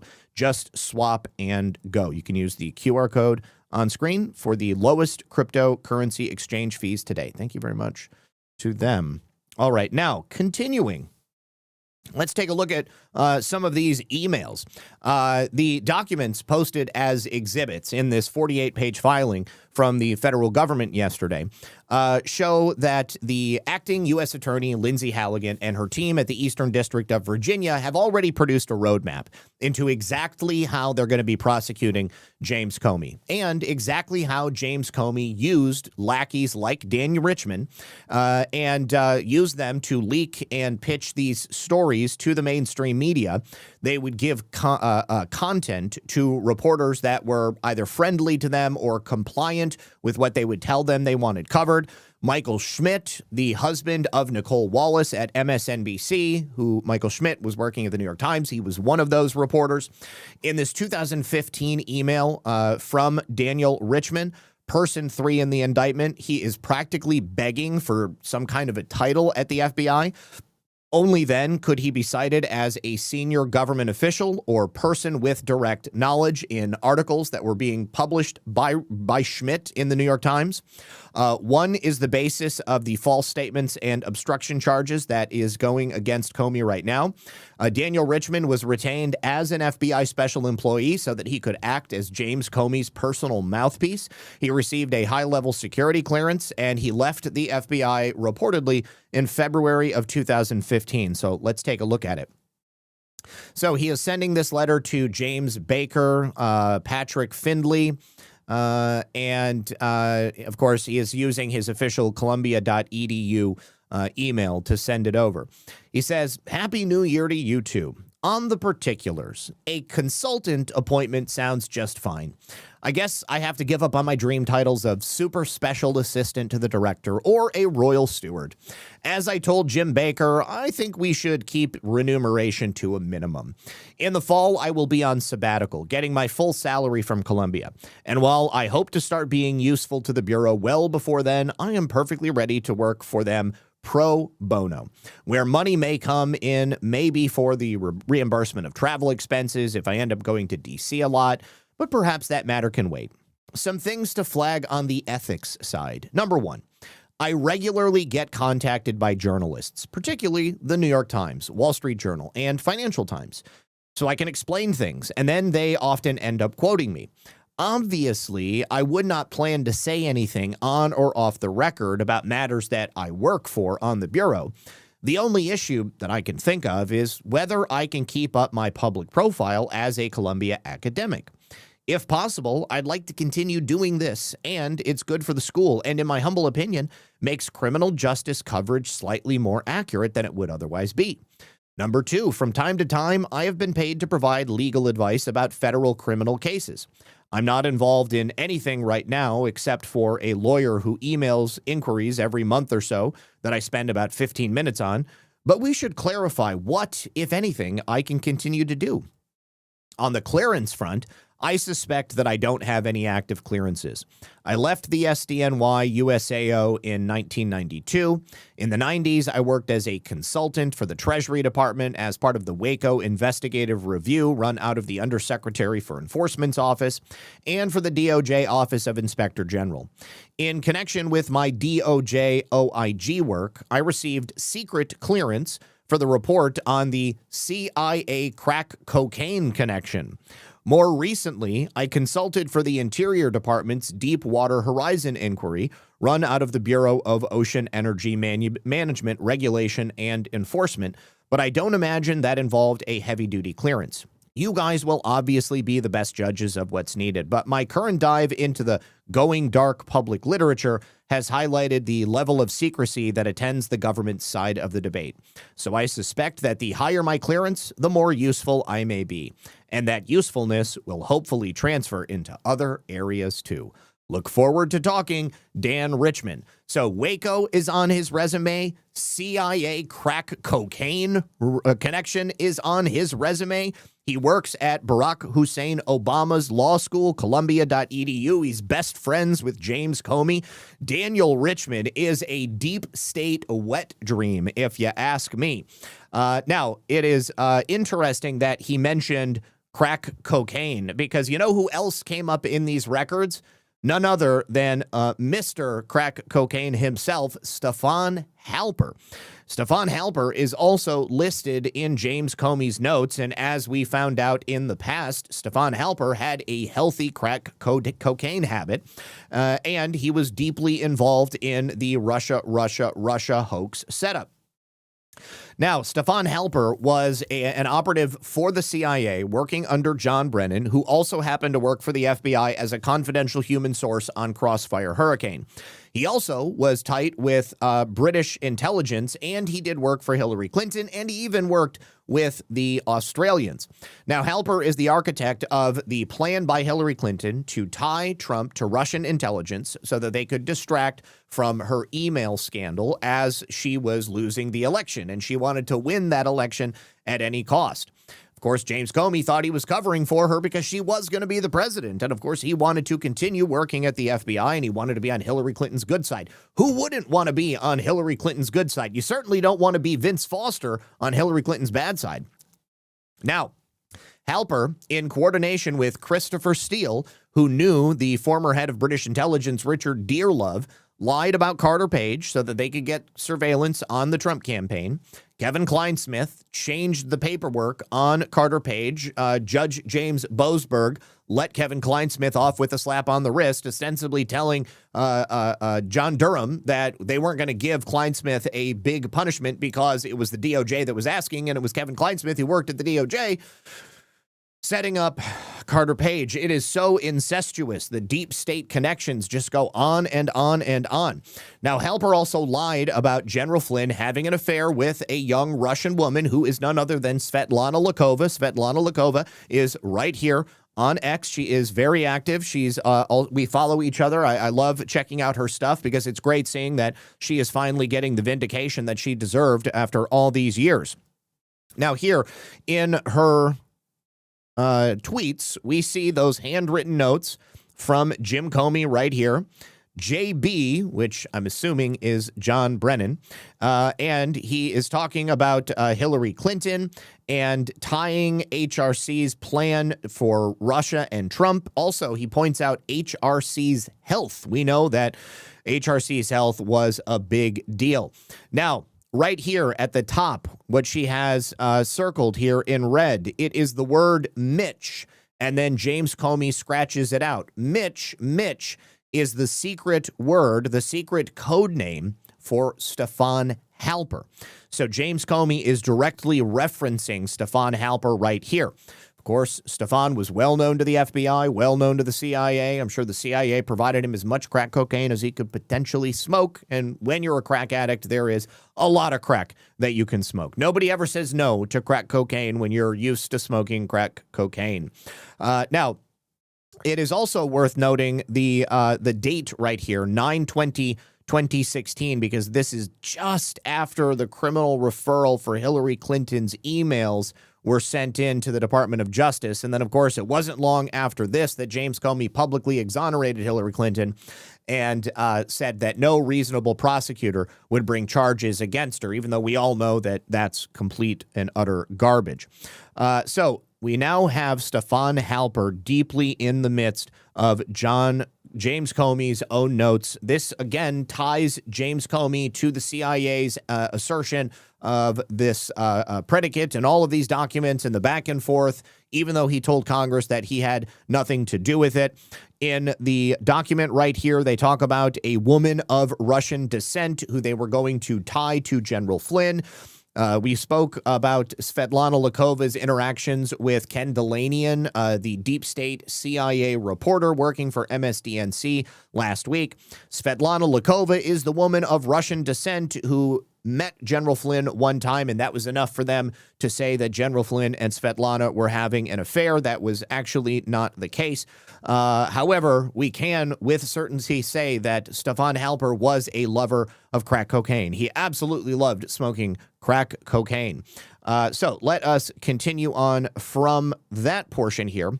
And let's jump to that CIA memo that, again, Comey said that he had no memory of receiving. Now, it was September 7th of 2016.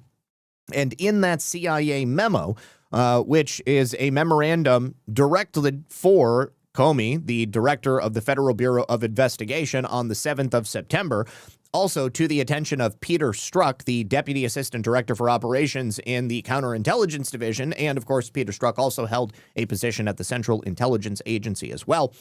They go into all of this right here, and the subject is, of course, Crossfire Hurricane.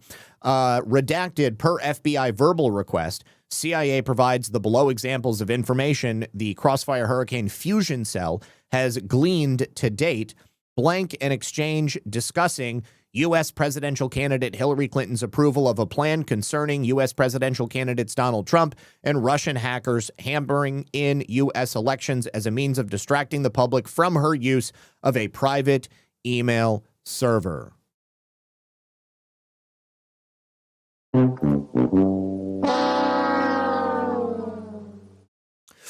All right. Now, Comey, on September 26th of 2016, notes that we just got in this newest document dump also show him discussing the Hillary Clinton plan against Donald Trump with Chief FBI lawyer James Baker. So we have all of these points which continue to come together. These are, well, that is so weird. All of these different points which continue to confirm for us that James Comey did, in fact, lie to Congress on multiple occasions. Now, let's again go back to James Comey suggesting that he was planning on working for Hillary Clinton. And these are, again, coming from his emails, which were his Reinhold Niebuhr emails. Do you guys remember when it was discovered that James Comey had a secret Twitter account where the entire time he had been FBI director, he had been trashing President Trump as somebody named Reinhold Niebuhr, and then he transitioned it into James Comey? Reinhold Niebuhr was also his alias Gmail account. So, in this email, from many personal emails, FBI Director James Comey is speaking with someone about his relationship with Hillary Clinton. He's speaking to Daniel Richman about having leaked to the New York Times. He says, "Well done, my friend," which seems to indicate he knows exactly what Richman has been doing, which is, again, in conflict with his statements to Congress where he lied. Who knew this would be so fun? And these emails also reference his somehow hopes that Hillary Clinton would be winning this election. He said, "Someday they will figure it out. And as individual 1 and individual 2 point out, my decision will be one a president-elect Clinton will be very grateful for. Although that wasn't why I did it." Sure, Jan. Sure, Jan. Now, consistent with that above described correspondence that we just heard, James Comey saying that, he was expecting Hillary Clinton to win and he made these decisions to appease her. It would appear that once again, we have confirmation that James Comey is full of BS. Now, again, I want to go back to late December of 2024. This, of course, is when the activity in that secret government skiff inside the FBI really starts to pick up. This is after President Trump has won the election. This is before that flurry of activity just around the inauguration. But in late December of 2024, access to room 9582. 9582 is the actual physical location inside the FBI where these burn bags were stored and squirreled away. Activity began to pick up, a spike of activity, which occurred over the inauguration weekend, January 19th to the 22nd. Svetlana Lakova here suggests that these individuals at the FBI were waiting to see if Joe Biden was going to be giving them an auto pen pardon. And then once they realized that none of them were going to be getting pardons, they perhaps went about the business of trying to hide or destroy this information. And, you know, it's possible that there might have just been too much information for them to destroy. Maybe they had to go looking through all of this, these documents that have been squirreled away over the years. It wasn't kept in perhaps a very orderly fashion, and they just never got to the actual documents that they were looking for. I don't know, but Christopher Wray undoubtedly is now under investigation. We've known that he was already being looked at, but now I believe Christopher Wray, it is safe to say, is under criminal investigation by the FBI. Let me also say thank you to... Why is this happening over here? Hold on. Thank you very much to Cyrus the Great, who says, massive UPS plane crash in Louisville, Kentucky. Ooh. Oh, man. I emailed you a couple of feeds from friends here in Louisville of the UPS plane crash. Worried about my friend Stephen Graham, who flies MD-11s. It looks like an MD-11. Have you been able to get a hold of him, Cyrus? Hey, Zach, so happy for you to have gotten your YouTube channel back. I know you had considered it a loss. I'll be sticking with Rumble for your content just to support a free platform. You're the best, bro. I appreciate that. Ideally, I want YouTube to be there so that people know that I've been over here on Rumble for the last 5 years, because a lot of people who were popping in over the last week or so were saying, gosh, I had no idea that you had still been doing podcasts all this time, because they banned me from all the audio podcast platforms. I eventually got back onto Apple, but I couldn't get on Google. Google Podcasts went away, so then I couldn't get back on YouTube, so I couldn't put my podcasts out that way. Got banned from Twitch, got banned from PayPal, got banned from Cash App, back on Cash App, but either way. Sarita, I'm glad that you're now able to find me over there on YouTube. Glad that I can be there. Only problem is I can't keep the shows up on YouTube because they're danger to democracy, basically. Cyrus, I'm going to pull that up in just a minute. Emerald Dragon, thank you again. Patrick D35 again says UPS plane crashed in Louisville, Kentucky while it was trying to take off. Okay, so let me see. Captain Sledge, I got your email. Oh, I don't have Facebook, so yeah, I can't pull that up. Getting lots of calls. Stephen Graham is in Dallas, and he's okay. Okay, so your buddy is okay. That's good to hear. Very good to hear. Let me see if... Okay, so this appears to be a video. Bro, get the fuck away from here. Okay, I'm going to try to go to Twitter and see if I can... Because it like, crunched the video down super small. Holy jeez. You guys, this is...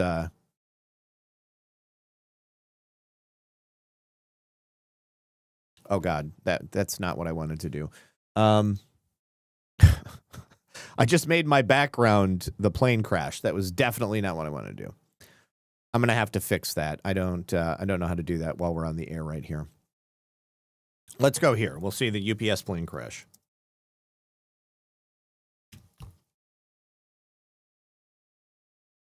Oh, my goodness. This is a big deal. Think about all those packages. Hopefully, that doesn't look like there's going to be any survivors. And what about all the people on the ground? Oh, my gosh. ¡Oh, my God! ¡Ay, pinga! ¡Corre para atrás, papi! ¿Viste? Te lo estoy diciendo. ¡Dios mío! ¡Ay, pinga! ¡Ay, Dios mío! Pero qué pinga. Vamos a ver. Papi, cuidado. Espérate. ¡Ay, Dios mío, señor! Pinga, cojones. Mira la cantidad de gente cogiendo candela, papi. No, pinga. Wow. Trying not to laugh when those people were talking, but oh my God, it was on fire before it even took off. Holy jeez. Take a look at this. Bro, get the fuck away from here. Like, turn around. Bro, no, hold on. I think it's gonna crash, bro. Why did he Holy stop? shit. Get your camera down. Oh my god. Holy shit. Holy shit. Damn, they're dead. They are dead, bro. Dang. Imagine like taking the video of the century and you screw up at the moment that you don't want to screw up. Okay, just hold on. So you need another picture because then there's white stuff. I wonder how many people are on the plane.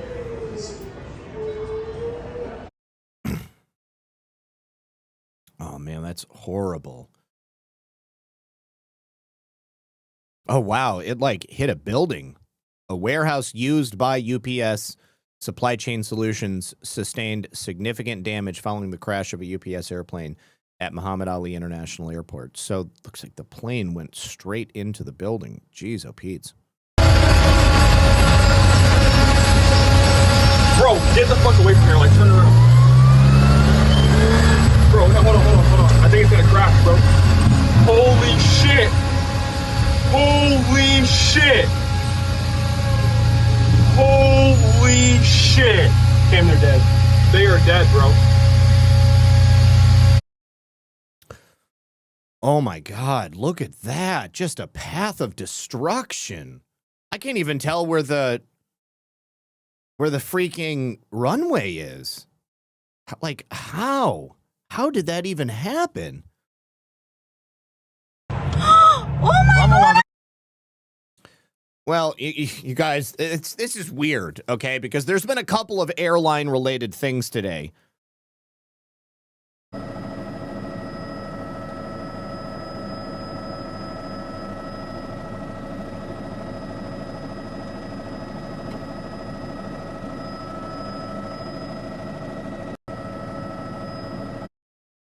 Man, that is so horrible. Is it 6:51 right now? I guess. Yeah. God, is it still burning? Shelter in place for 5-mile radius. Holy jeez.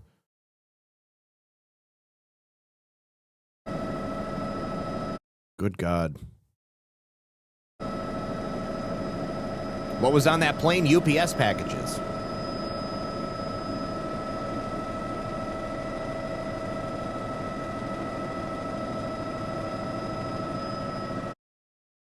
Good God. Man.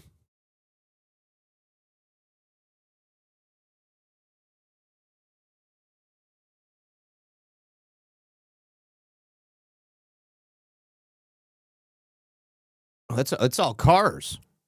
This is a parking lot here.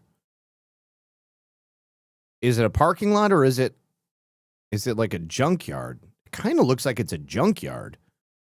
Like the cars don't look like they're in the best shape and they're all parked at like just crammed in together.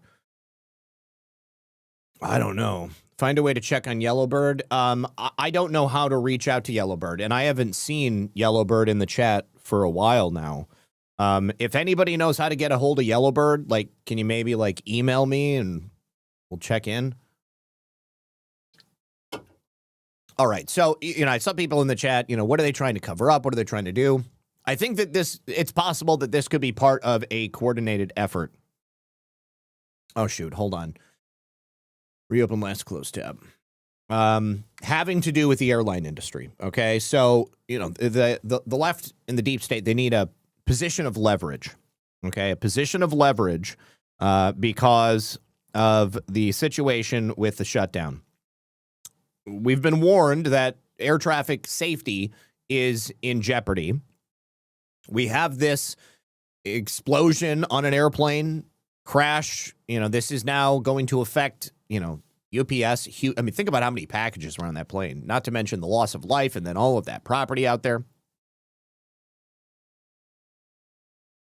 All right. Before we continue on that story, I need to wrap this one up. So remember, Leonard Bernardo who worked for the Open Societies Foundation, in July of 2016, he had sent multiple emails talking about the plan to connect Trump and Russia together. He was like the deputy at the Open Society Foundation. Now, we have this connection to the Soros Foundation, the Open Society Foundation, and Julianne Smith, who was the advisor for Hillary Clinton, who allegedly was one of the architects of this plan, speaking together and speaking to the press about the connection to put these people together. Now, the notes that John Brennan had taken summarizing the approval of Hillary Clinton's proposal to pin the Russia collusion scam on President Trump begin with the words, on July 26th. On July 26th. July 26th is the day in between the first and the second Leonard Bernardo email with Hillary Clinton's senior campaign advisor, Julianne Smith. Now, in the notes here, John Brennan mentions any evidence of collaboration between Trump campaign and Russia. You've got a bunch of redacted portions, but he says JC, undoubtedly that's James Comey. You've got Dennis with one N, or maybe Denis, and Susan. So I think that Denis could refer to Dennis McDonough. We've spoken about him before. He was the chief of staff for Obama. Susan, likely Susan Rice, national security advisor for Barack Obama. So all of this is now coming together in a legal sense as the grand criminal conspiracy. We are having each and every one of these things entered into evidence as discovery. It will expand out into superseding indictments and likely result in indictments for other people in the orbit. Now, George Soros is also coming back into focus because it turns out that there has been a network of George Soros-connected charities that have been funneling tens of millions of dollars into Zoran Mamdani's campaign. And, you know, if you'll remember, Mamdani just kind of came out of nowhere. Who was this guy? He was a Ugandan immigrant who had U.S. citizenship, and he was also a communist, and he might be a Muslim, might be a Jewish, might be Hindu. We can't really tell. He basically says, I am this, depending on where he's walking into for a photo op. But somehow $40 million in support made its way into Zoran Mamdani's campaign. And this allegation is being revealed as it's probably a violation of federal tax laws. So Mamdani is, or was, a 34-year-old state assemblyman. And he claimed that he came out of obscurity to run for mayor because of this grassroots organization that he put together. It was all small donations from lots of young people backpacking and canvassing on his behalf. However, white-collar fraud has discovered something very different. This network of tax-exempt organizations that all seem to be connected to billionaire financier George Soros. And they have a closely coordinated political and ground operation scheme that they have used to support Mamdani, and it's allowed them to launder more than $40 million in charitable donations through these nonprofits and then directed into political activity. Now, to be fair, George Soros's group and these other groups are disputing the findings, and they say, hey, there's nothing to see here. They say the report is riddled with inaccuracies, false assumptions, and misinformation. And the spokesperson for the Open Society Foundation says the math isn't the only thing that doesn't add up. But we've also learned recently from Linda Sarsour, you might remember her. She's a Muslim activist. She's been outspoken in the past, but haven't heard much from her in recent years. She has recently just hinted that Mamdani has received a ton of money, that he's basically been propped up by CAIR, which is the Council for American Islamic Relations. So either way you slice it, Mamdani, in my estimation, is not a good dude. And Mamdani is certainly somebody that needs to be looked at by the federal government in a much more explicit way. All right, you guys. Well, you know, like I said, I already screwed up on YouTube, so I'm not going to close down the stream on YouTube. I might as well just finish it out and let everybody on YouTube know what you miss, what you're going to miss in the future, unless you come on over here and start yourself a Rumble or a Pilled or an X or a Getter account. It's very easy, very simple. Now, let's get back into the subject of Dick Cheney. Kathy O'Brien is a survivor of MK Ultra, and she has testified publicly on numerous occasions as to the horrific abuse that she experienced at the hands of some fairly well-known people. One of those persons is, of course, Dick Cheney. She said that Dick Cheney brutalized her, assaulted her, hunted and programmed her at the age of 16 in Jackson Hole, Wyoming in 1974. Also, President Ford, who thrust me into MK Ultra prior to the age of 5, had Cheney and Bush in his cabinet, as detailed in my testimony for Congress. So she is saying that Dick Cheney was always the merchant of evil. Number one Indiana dad, my friend, so generous for you. Thank you, buddy. I really appreciate it. He said, sad day today, Zach. After 5 years of caring for my wife with heavy heart and much prayer, I moved her into a memory care facility. Oh, we've been married for 52 years. Life's not fair. Please pray for us. Oh, Bill, we absolutely will, buddy. I'm so sorry to hear that. I don't know if Nuke is out there, but he also was mentioning last night he's being forced to move his wife into a facility that is nowhere near where they live. I'm so sorry, dude. Hopefully you guys are going to be close enough where you can still get a chance to spend time with her. If everybody, please pray for Nuke and pray for number one Indiana dad. I know that you have been doing as much as you can for a long time, and the last time we spoke about this, you said that it was getting harder, and it was only a matter of time before it was going to happen. But I know it doesn't make it any easier. Oh, New Case, you are out there, buddy. Okay, good, man. I hope you're feeling better today, but I'm sure it's still weighing heavily on your heart. Both you guys, I love you. I want you to know that, and I'm so sorry for what you're going through. Oh, man. Yeah, prayers for both of those warriors out there. Appreciate you both. All right. Let me say thank you to Filter Dog. You know what? I probably should have pulled this up a few moments ago, but here is another post from Cash. Thank you for the can, Filter Dog. Let me pull this up. Oh, yes. Yeah, we had this one already pulled up. Okay, thank you to Sean Joe for the can and the cookie in the can. A Loop to Loop just bought a 1-month bronze tier subscription. Appreciate you, homie. Thank you for that. Also, thank you for gifting bronze tier subscriptions that were picked up by Mike Mars and Stephanie Sprague. Good to see you, Stephanie and Mike. Loop to Loop, thanks for dropping another one for Facts Not Fear, and another one for SRG Sparky, and another one for Not My Name. Thank you to Sean Joe as well for a cookie, and Boys Blanc for a cookie. Thank you to Sean Joe, who said, I think 2/3 in the Senate to impeach. So, yeah, it might be. I thought that it was, for some reason, I thought it was 60, just like the filibuster. I don't know. We'll look it up. Thank you to Sean Joe for another cookie. Thank you to Blonde BLQ for another cookie and another cookie. Thank you to Filter Dog, who says the UPS plane. We saw that. Thank you. No Thanks Joe says, thanks, Lisa and Zach. Great news reporting. Please keep it coming. God bless. Be safe. Appreciate you. Radon Antifa, what's up, homie? Thank you for the can. Okie7, thank you for the can. Filter Dog says, go ahead. Ask me when I found it. Cash Patel. I love this. I just gotta say I love this.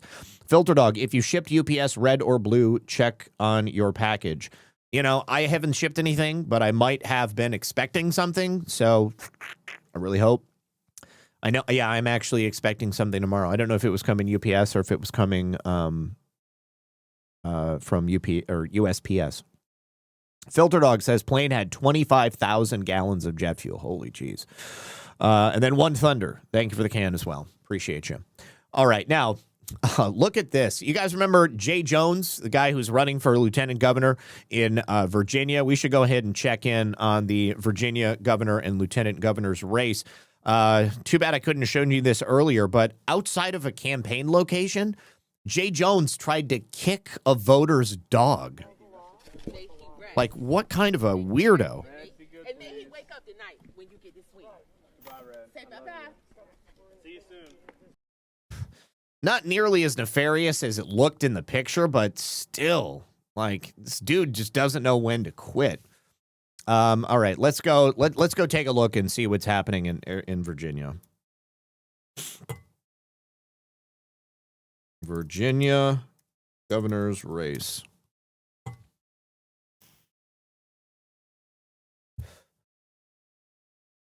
New Jersey governors. Oh, we're going to talk about New Jersey in a moment. CBS rating lean Spanberger. I feel like it's Abigail Spanberger will be the next governor of Virginia, somebody said 2 minutes ago. Polls have closed in Virginia.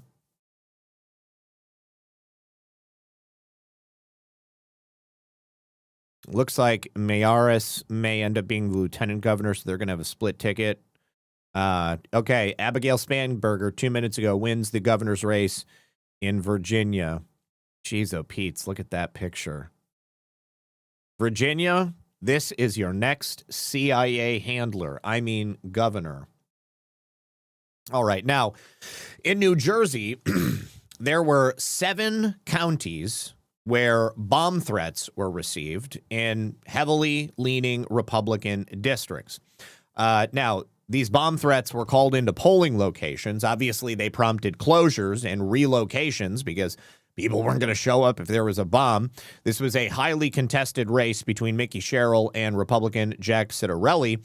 The threats were sent by mail to Bergen, Essex, Mercer, Middlesex, Monmouth, Ocean County, and Passaic County. New Jersey Attorney General Matthew Platkin released a statement. Voters should continue to have confidence that they can cast their ballot without fear of intimidation, and we will continue to work tirelessly to ensure a free, fair, and secure election. Make no mistake, we will not tolerate any attempts to interfere with our election, and we will swiftly hold accountable anyone who seeks to interfere with the safety and security of our electoral process. Okay, so let's go to X and let's check on the New Jersey governor's race. New Jersey governor's race.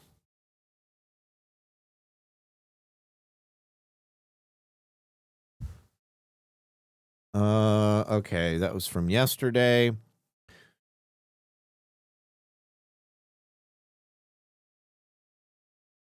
Where's the latest? There we go. Okay, Sherrill is, looks like Sherrill's winning. Democrat also winning in New Jersey. Not going to say that I'm super surprised in either one of these elections. Certainly those bomb threats would have had an effect. 7 key counties that likely would have voted for Ciattarelli. The polls, it would appear, are not closed. Not yet. Anyways, things might change, but I'm not counting on it. Also, we have an update from Attorney General Bondi. She has just revealed what exactly happened with that supposed ISIS attack in Michigan. Now, of course, Kyle, what's his name, and a whole bunch of his cronies were saying that Kash Patel had jumped the gun and he shouldn't have gone after these people, and there was no terror attack. Well, guess what? There actually was a terror attack, and it was thwarted before anybody got hurt. Isn't that the kind of work you want your FBI to do? I know that a lot of these clowns were at the FBI when that wasn't the way that business was done, but, you know, this is a different administration. We ought to give these people an opportunity to do their jobs. So there were 5 suspects, including the 2 20-year-olds and 3 young men under the age of 18. Also, the lawyer, I believe, that was arrested. Yeah, New Jersey's open till 8, so, you know, anything could happen. I'm not going to tell people not to vote, even if I think it's fake and gay. I think that everybody should be out there voting. So Pam Bondi released the details. She said that all 5 people regularly communicated with each other and that they had knowledge of the possible attack. The complaint reveals the magnitude of the weapons this ISIS-inspired group planned to use on innocent victims. They were apparently going to attack an LGBTQ club in Ferndale, Michigan, 16 miles from Dearborn. Okay, hold on. You know, this is a bunch of garbage that is not part of the article. So on October 31st, pursuant to the federal search warrants, agents recovered, among other things, 3 AR rifles, 2 shotguns, 4 handguns, more than 1,600 rounds of ammunition, compatible with the 3 AR-15 rifles, optical sights, GoPro cameras, a flash suppressor, tactical vests, and other related firearms parts and accessories at Ali's and Mahmoud's residences. Now, none of that stuff is weird, right? I mean, like, that sounds like you're in, like, one room in my house. If you find that much stuff, you go to another room, you might find just as much stuff. Anytime they're like, they had a virtual arsenal. Okay, well, it's Second Amendment for a reason. You have the right to own all of this stuff. There was also a storage unit that was rented by Ali and visited by Mahmoud, where agents recovered 2 more chest rig vests, 2 black tactical backpacks, and 24 empty magazines compatible with up to 3 seized AR-15 rifles. Our newly unsealed complaint reveals a major ISIS terror plot with multiple subjects arrested in the Eastern District of Michigan. According to the complaint, subjects had this stuff, and thanks to the extraordinary diligence of our U.S. Attorney Jerome Gordon and the FBI and the state and local enforcement officers, the plot was stopped before innocent lives were lost.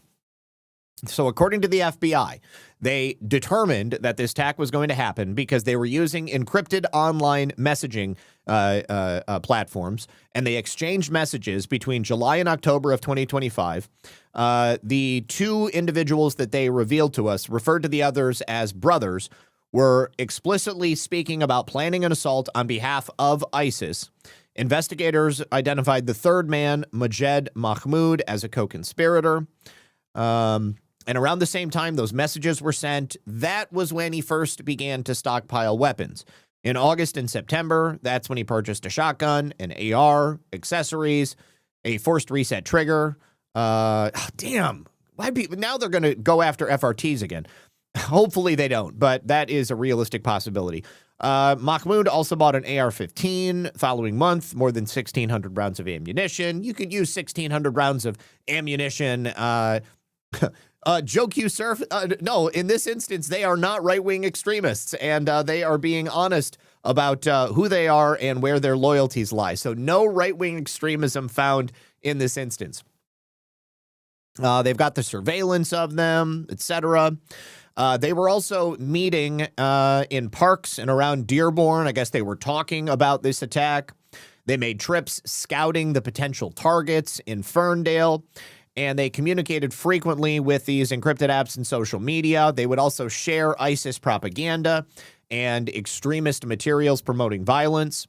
Ali and the juvenile discussed when to carry out the attack, and they appeared to settle on Halloween. They even sought advice from the father of a known local Islamic extremist ideologue. The affidavit made in support of a criminal complaint alleges that Ali and Mahmoud violated 18 U.S.C. Section 924H, receiving, transferring, and attempting and conspiring to receive and transfer firearms and ammunition, knowing and having reasonable cause to believe that that stuff would be used to commit a federal act of terrorism. And they conspired to provide material support and resources to ISIS. That's a violation of 18 U.S.C. 2339B. So it sounds like they've got a open and shut case here. They were scouting, they were planning, they were buying everything they needed to. They have their Discord chats. Co-conspirator 1 stated, knowing Athari, the attack is probably going to be at like a club, a disco. In September 19th and 20th, they took trips describing how they were sent to scout locations. From a voluntary disclosure provided by Discord, I know that one member of the Islamic State of America group posted in that group about conducting an attack against the Chicago Pride Parade. Specifically, the member stated, among other things, that, Inshallah, we will be attacking the Chicago Pride Parade. Hold on just a second. Inshallah, we will be attacking the Chicago Pride Parade. We will be attacking the Chicago Pride Parade.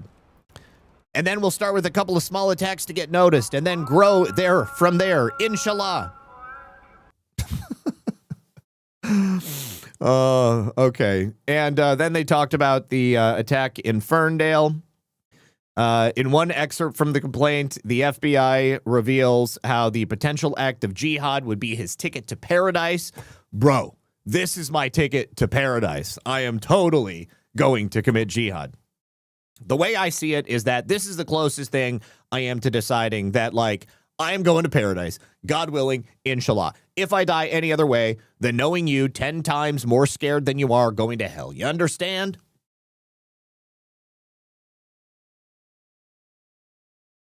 All right. So I feel like they've got everything they need to bring this case, and I am not angry with the FBI. There was also a big car ring, an Arab American car ring that was busted in the Detroit area where there was like 400 luxury cars stolen. I reported on this earlier when it happened. So they open up these containers and boom, look at that. They've got stolen cars in all of them. Looks like they were just going straight to dealerships and just stealing the cars from the dealerships. So they would pack the containers and label them as auto parts, and then they would send them to the Middle East, and they would be purchased by rich-ass Arabs. Artsy Jones says, nothing changed, huh, Zach? I fear for this country, but we must stay strong. United, we have a chance. Thanks for a great show. God bless. Joan, I love you. And yes, please, even in the face of overwhelming evil, we have to remember that together, through God, we can do this. We can achieve all things, and it is inevitable that bad things will happen. But this is war. This is war, my friends, and we are truly up against some evil things. Cyrus says, oh my God, I think that's River Metals Grade Lane that's hit. That's where our trucks haul from every day. I know everyone in that building it hit. Fuck. Oh, Cyrus. Well, dude, look into that and tell me, what's going on, and if anybody else that is passed. I haven't seen them reporting on any individuals who are have been declared dead. But I mean, clearly everybody on that plane doesn't look like they made it, and that facility that they hit, my goodness, that's bad. All right, follow up to the story from yesterday. 2 suspects have been arrested following that explosion at Harvard Medical School. The security cameras caught these 2 guys with masks on. They were seen running from the scene as the explosion inside this building on campus occurred a little after 2:45 p.m. The officer that responded saw these guys running away. It was early Saturday morning, and he ended up sticking around just to take care of the explosion. It was on the 4th floor of the building. There were labs and offices associated with the school's Department of Neurobiology. The Boston Fire Department determined that the explosion was intentional. They did not find any additional explosive devices. Small section of the 4th floor hallway has been cleared and is fully operational. There's no structural damage to the building. The lab and the equipment remain intact, so it doesn't seem like it was that big of an explosion. So the FBI announced that 2 Massachusetts men have been arrested. Special agents and officers with the FBI's Boston Joint Terrorism Task Force and Harvard University Police Department have arrested 2 Massachusetts men in connection with this explosion. So they had a news conference earlier today. Let's see if they identified them. Well, we're back with a Fox News alert. The FBI. This is the same report that they had yesterday. Okay, we'll see if we got IDs on these guys tomorrow. See Me Too says, love CIA handler / governor, laughed out loud, belly laugh loud. I'm glad that you enjoyed it. Yeah, I mean, it's all you can do to just kind of muddle your way through the insanity of them placing a CIA agent in the office of the governor. I mean, it's Virginia. I would expect nothing less. I got to be honest with you. The CIA has been running Virginia for some time as it is. So there we go. Okay. Real quick, before we continue, got a brief message from the people over here on Rumble, and that's going to be from Emerald Med. You guys, I want to share a very quick story with you about a farming family supporting this channel and many others. 8 years ago, they had a brother return from Afghanistan who had significant injuries. They watched while he became a shell of his former self. He struggled a lot with his health. Now, they can't share the exact story because of FDA regulations, but friends of this young man kept suggesting CBD, and they tried dozens of CBD products, but nothing helped. Out of frustration, they began to create their own CBD product. They started making it to help their friends and family, and now they have a CBD that they knew was clean and as powerful as possible. Doctors started asking if they could carry it, and it took off. So now they speak of at medical conventions, and they help others across the U.S. use this product as well. While most companies have maybe 1 to 10 compounds in their CBD oil, this CBD oil has up to 50. They have 8 things that make them different, and they make balms, gummies, pet products, many other things. They're called Emerald Med. You should check these guys out, and if you get their CBD and don't notice a big difference, they will actually give you a full refund. So if you want to support a company that supports this channel and free speech with marketing dollars, and you need a source of CBD that's real, they are running an early Black Friday deal. You can click the link below or use the QR code on screen to try Emerald Med today. You can get it for 40% off. Get extreme muscle and joint relief, support quality sleep, or even daytime calm. They're worth a try at least once. Just click the link below and use the code for 40% off on up to 2 items today. Thank you very much to Emerald Med, and thank you to Rumble.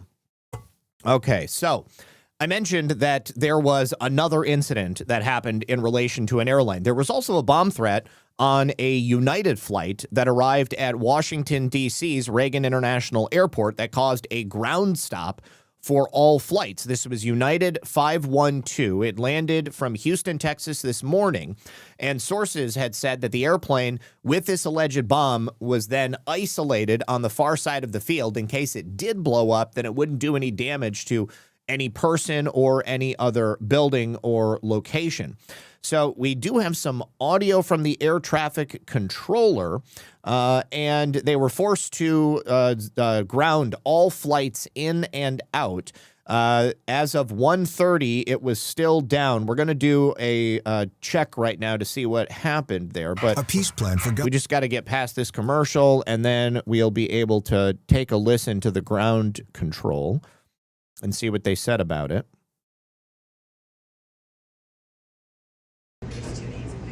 Okay, so there is the airplane, way on the other side of the field by the water. This is the same airport where the Black Hawk collided with the commuter plane last year. The one that was piloted by someone who potentially was not qualified to fly it. Here is air traffic control being notified that there's a bomb threat. Okay. One more. Got to get through. Oh my God, are they pouring liquid metal into eggs? 512. I'm sorry to have to do this to you. We got to turn you again, sir. We're going to put you in the block at 22. We have an unconfirmed bomb report for your flight.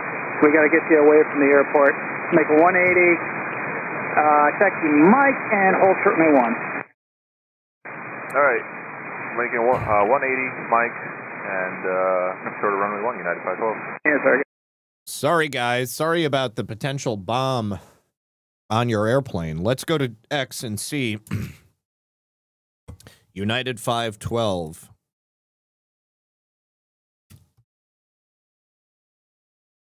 Okay, so 4 hours ago, so that is what we just listened to. This is them removing everybody from the flight. 6 hours ago, it was still grounded. We've got to get something more recent than that, guys. Come on. 1 hour ago, security issue was a bomb threat. This is from Grok. The plane was evacuated. Passengers busted the terminal. Brief FAA ground stop. Operations have since resumed. No explosives were found. All right, so false alarm. However, I think that they were trying to cause chaos in the air traffic control system today. That makes sense to me. All right, now, the White House and President Trump have just launched another new website, this time designed to pull back the curtain on the illegal immigrant scam, sucking up billions of dollars in entitlement programs, including Medicaid and much more. Take a look at it right here. Now, one of the things that I hear the left talk about consistently, ignorantly, is that ICE is simply arresting people without care or due process. They're just arresting everybody. But the truth of the matter is that each and every one of these operations is designed to go after people with known criminal records and really terrible things that they're wanted for. If they happen to come across somebody who's with them that also is illegal, they're going to arrest them too. That's unfortunately for them just the name of the game. ICE's sole function is to enforce immigration laws. And if you're an illegal alien, I'm sorry that you're getting arrested, but you had an opportunity to come into this country in the right way. And by doing it the wrong way, you have broken the law. Are there other laws that could be broken that are worse? Absolutely. But the problem with illegal aliens is that it is so broad, there are so many of them, that the weight on the system is unmanageable. And so the only way that you can fix it is to carte blanche. We've got to get rid of all of them. I don't like seeing people have terrible things happen to them. However, I also don't like watching my country burn to the ground in slow motion as we sit and watch and feel that there's nothing we can do about it. So here is that website. It is the typical thing that you would expect to see. All of these illegal aliens receiving Medicaid, and all of them having been arrested for some truly heinous things like drug trafficking, kidnapping, violence, obstruction, willful discharge of a firearm, aggravated assault, reckless endangerment, domestic battery on a child. The list goes on and on. I mean, there isn't a single one of these people who are innocent in any way, and all of them have been apprehended by ICE, and now they've also been removed from the Medicare rolls, which means that this money has now been freed up for American citizens to be able to use. So there we go. I am happy to see the president and the administration advertise this. We need to get this word out there. We've also gotten word in Northwest Indiana that ICE has recently arrested 223 illegal aliens who were driving on Indiana highways. We have an illegal alien's driver's license right here, not just a regular driver's license, a driver's license from California, and a commercial driver's license at that. Since mid-September, Operation Midway Blitz has been arresting people on Indiana highways. Midway Blitz is not only for downtown Chicago. These states with sanctuary policies like Illinois, California, New York, they've been undermining the immigration system for far too long. Individuals with no legal right to be in our country, let alone drive on our roads, have been given a commercial driver's license, which of course also takes a job away from an American citizen who would otherwise be doing the work. And the results have been catastrophic. We have covered them here on this channel and so many times in the past. Needless deaths, really harrowing situations that we've seen, people pulling U-turns on expressways, people being burned alive, as many terrible situations as you can possibly imagine. And then, of course, many of these people also have criminal records very similar to what we saw in the last story. We're talking about people who have been drug traffickers, people who have engaged in theft, domestic battery, abuse of children, on and on and on.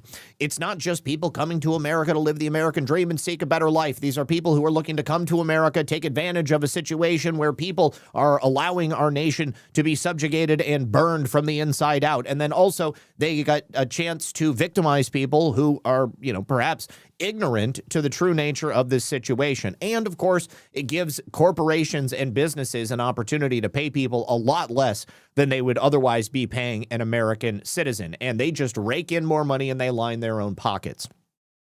This is about a lot more than simply just arresting people who want to have kids and live the American dream. Okay? This is about arresting violent, criminal, illegal aliens. And if you just happen to be a criminal, illegal alien who isn't violent and you get arrested, then I say you knew the rules of the game when you chose to play. And I have absolutely zero sympathy for you. That's it. If I go to your country and I break the law, your law enforcement authorities are going to come down on me just as if I was anybody else. They're not going to look at me and have some type of special pity for me because I'm a foreigner and I just didn't know better. Oh my gosh, I didn't know I wasn't supposed to come to your country and apply for welfare and get a driver's license and get a job so that I could take money away from the citizens of this country. I didn't know that I wasn't supposed to come here and traffic drugs. I didn't know that I wasn't supposed to come here and just beat up on women. I wouldn't do any of those things. But if I did, I would expect to maybe be found and taken into custody and face justice. Now, one of those people who has been bought into the narrative that I was just ranting about is this woman who just also happens to be a candidate for city commission in Montana. Her name is Haley McKnight. She is running in the city commission race in Helena, Montana, and she is currently getting a little bit more attention than she was interested in because she left a threatening voicemail for Montana Senator Tim Sheehy, and that was released yesterday. Let's take a listen. Let's take a listen to the tolerant left, the peace and love of the progressive left. Hi, this is Haley McKnight. I'm a constituent in Helena, Montana, and I just wanted to let you know that you are the most insufferable kind of coward and thief.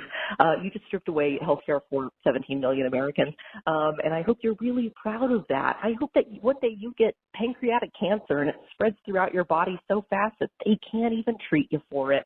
I hope that you die in the street like a dog. One day, you're going to live to regret this.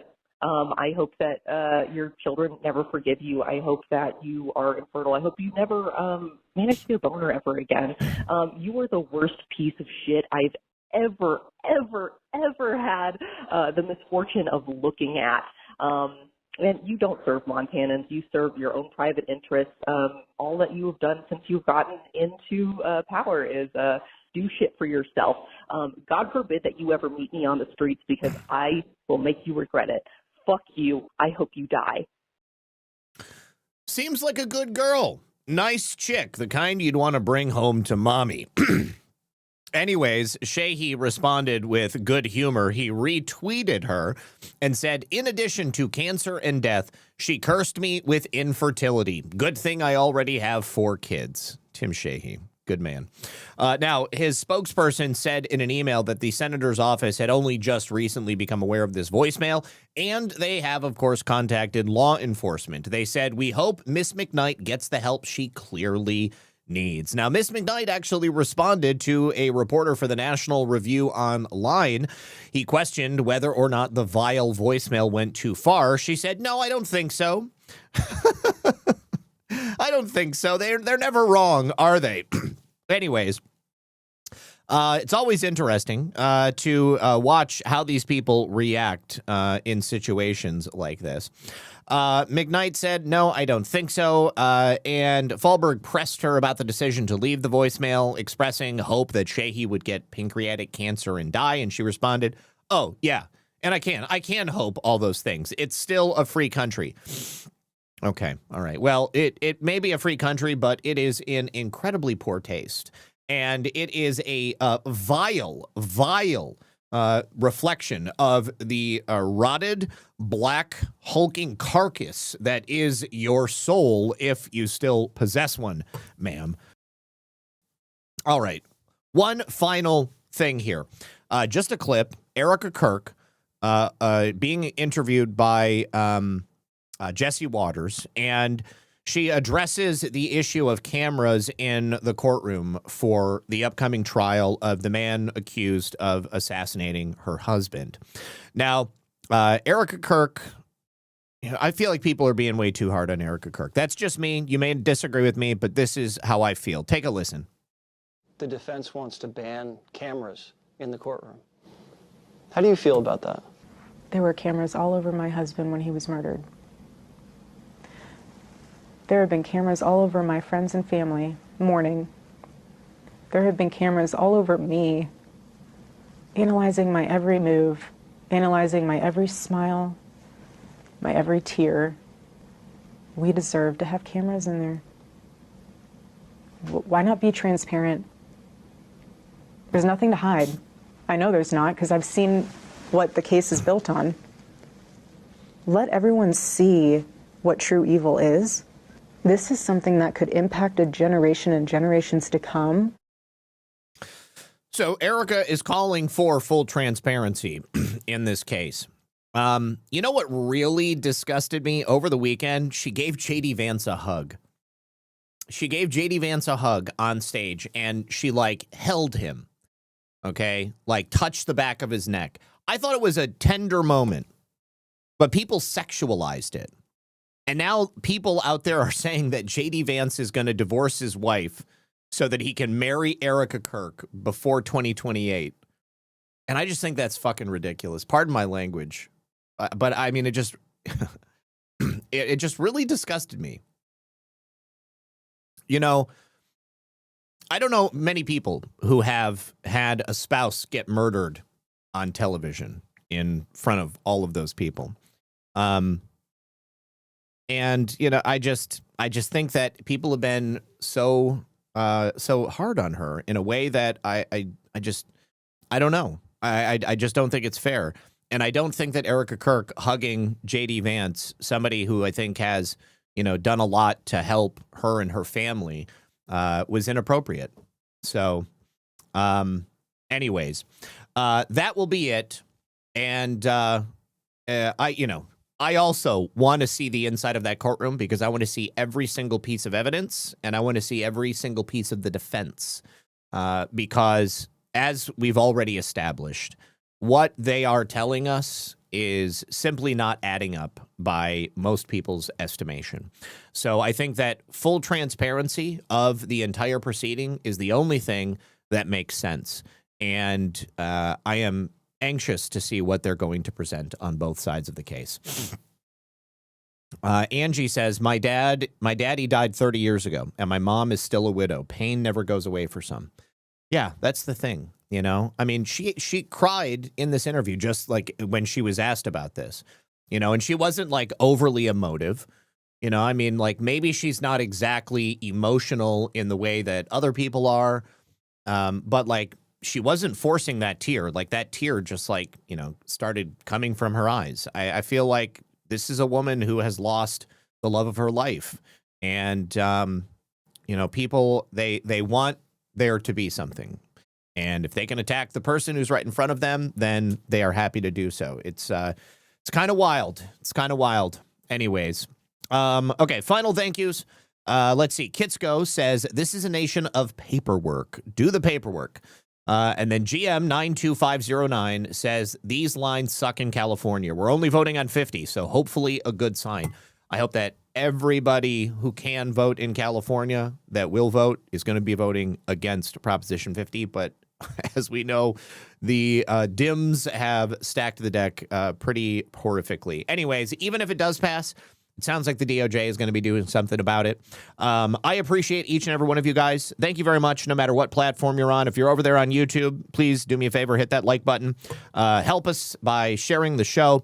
And I also would invite you to check out my website, redpill78news.com. You can get to all of my various platforms there. You can follow me on X, on Truth Social, on Gab, on Getter, all at redpill78. If you are on YouTube, you can follow my main channel, which is youtube.com/@realredpill78. Also at redpill, or not at, but youtube.com/redpill78.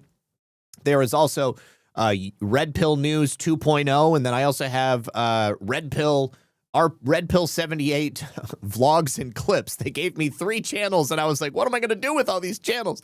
Anyways, if you're on the YouTube page for my channel, the main channel, or those other 2 channels, go all the way to the bottom and there will say like suggested channels and it will suggest those other channels for you. But mostly I want you guys, if you're on YouTube and you haven't seen me for the last 5 years, to realize just what the hell you're getting yourself into. Now that you found me again, and the new shows over on YouTube will be a shorter version of what you just saw, but these longer shows are still going to be over on these other platforms. So big shout out to Rumble and Pilled and all of the other free speech platforms that allow me to say whatever I want, speak the truth, and bring it to you without even having to question whether or not I'm going to get the video taken down. Hopefully this video does not get taken down before I have a chance to take it down myself and then edit it and then throw it up in clips. All right, you guys, good luck. God bless. And I will post something tomorrow, but I'm going to Cocoa Beach for the Great American Restoration Tour. If you're going to be at the Great American Restoration Tour this weekend, please come and talk to me. I love meeting you guys in person. I also invite you to go to badlandsmedia.tv/events. If you can't join us in person, then you can get a virtual ticket. If you've never been to a GART in person or seen the virtual streams, you get access to a whole bunch of behind-the-scenes stuff. We have a couple of in-person events before the end of the weekend. And then we also have all of the panels that are streamed to our Rumble channel, and it's always a lot of fun. Every single year or every single event that we do like 4 a year. We have different panels with different people who might not get a chance to do shows with each other on Badlands. That's another thing. If you're only just now finding me on YouTube, I also have multiple shows over on Badlands Media. They do have a YouTube channel. I don't know that all of the shows are there, but you can also go to the Rumble page or the Pilled pages, rumble.com/Badlands Media. I do a show on Monday nights called Baseless Conspiracies. That's a good one. Normally on Wednesdays, I do a show called Altered State with my good friend Brad Getz. He was also known as Where We Go When We Go All on YouTube.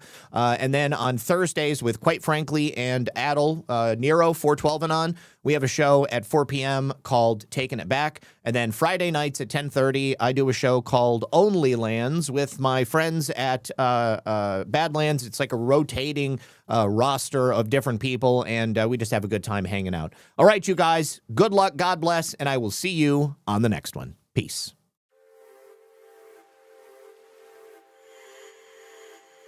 Wait, I forgot. There are some thank yous over on Pilled.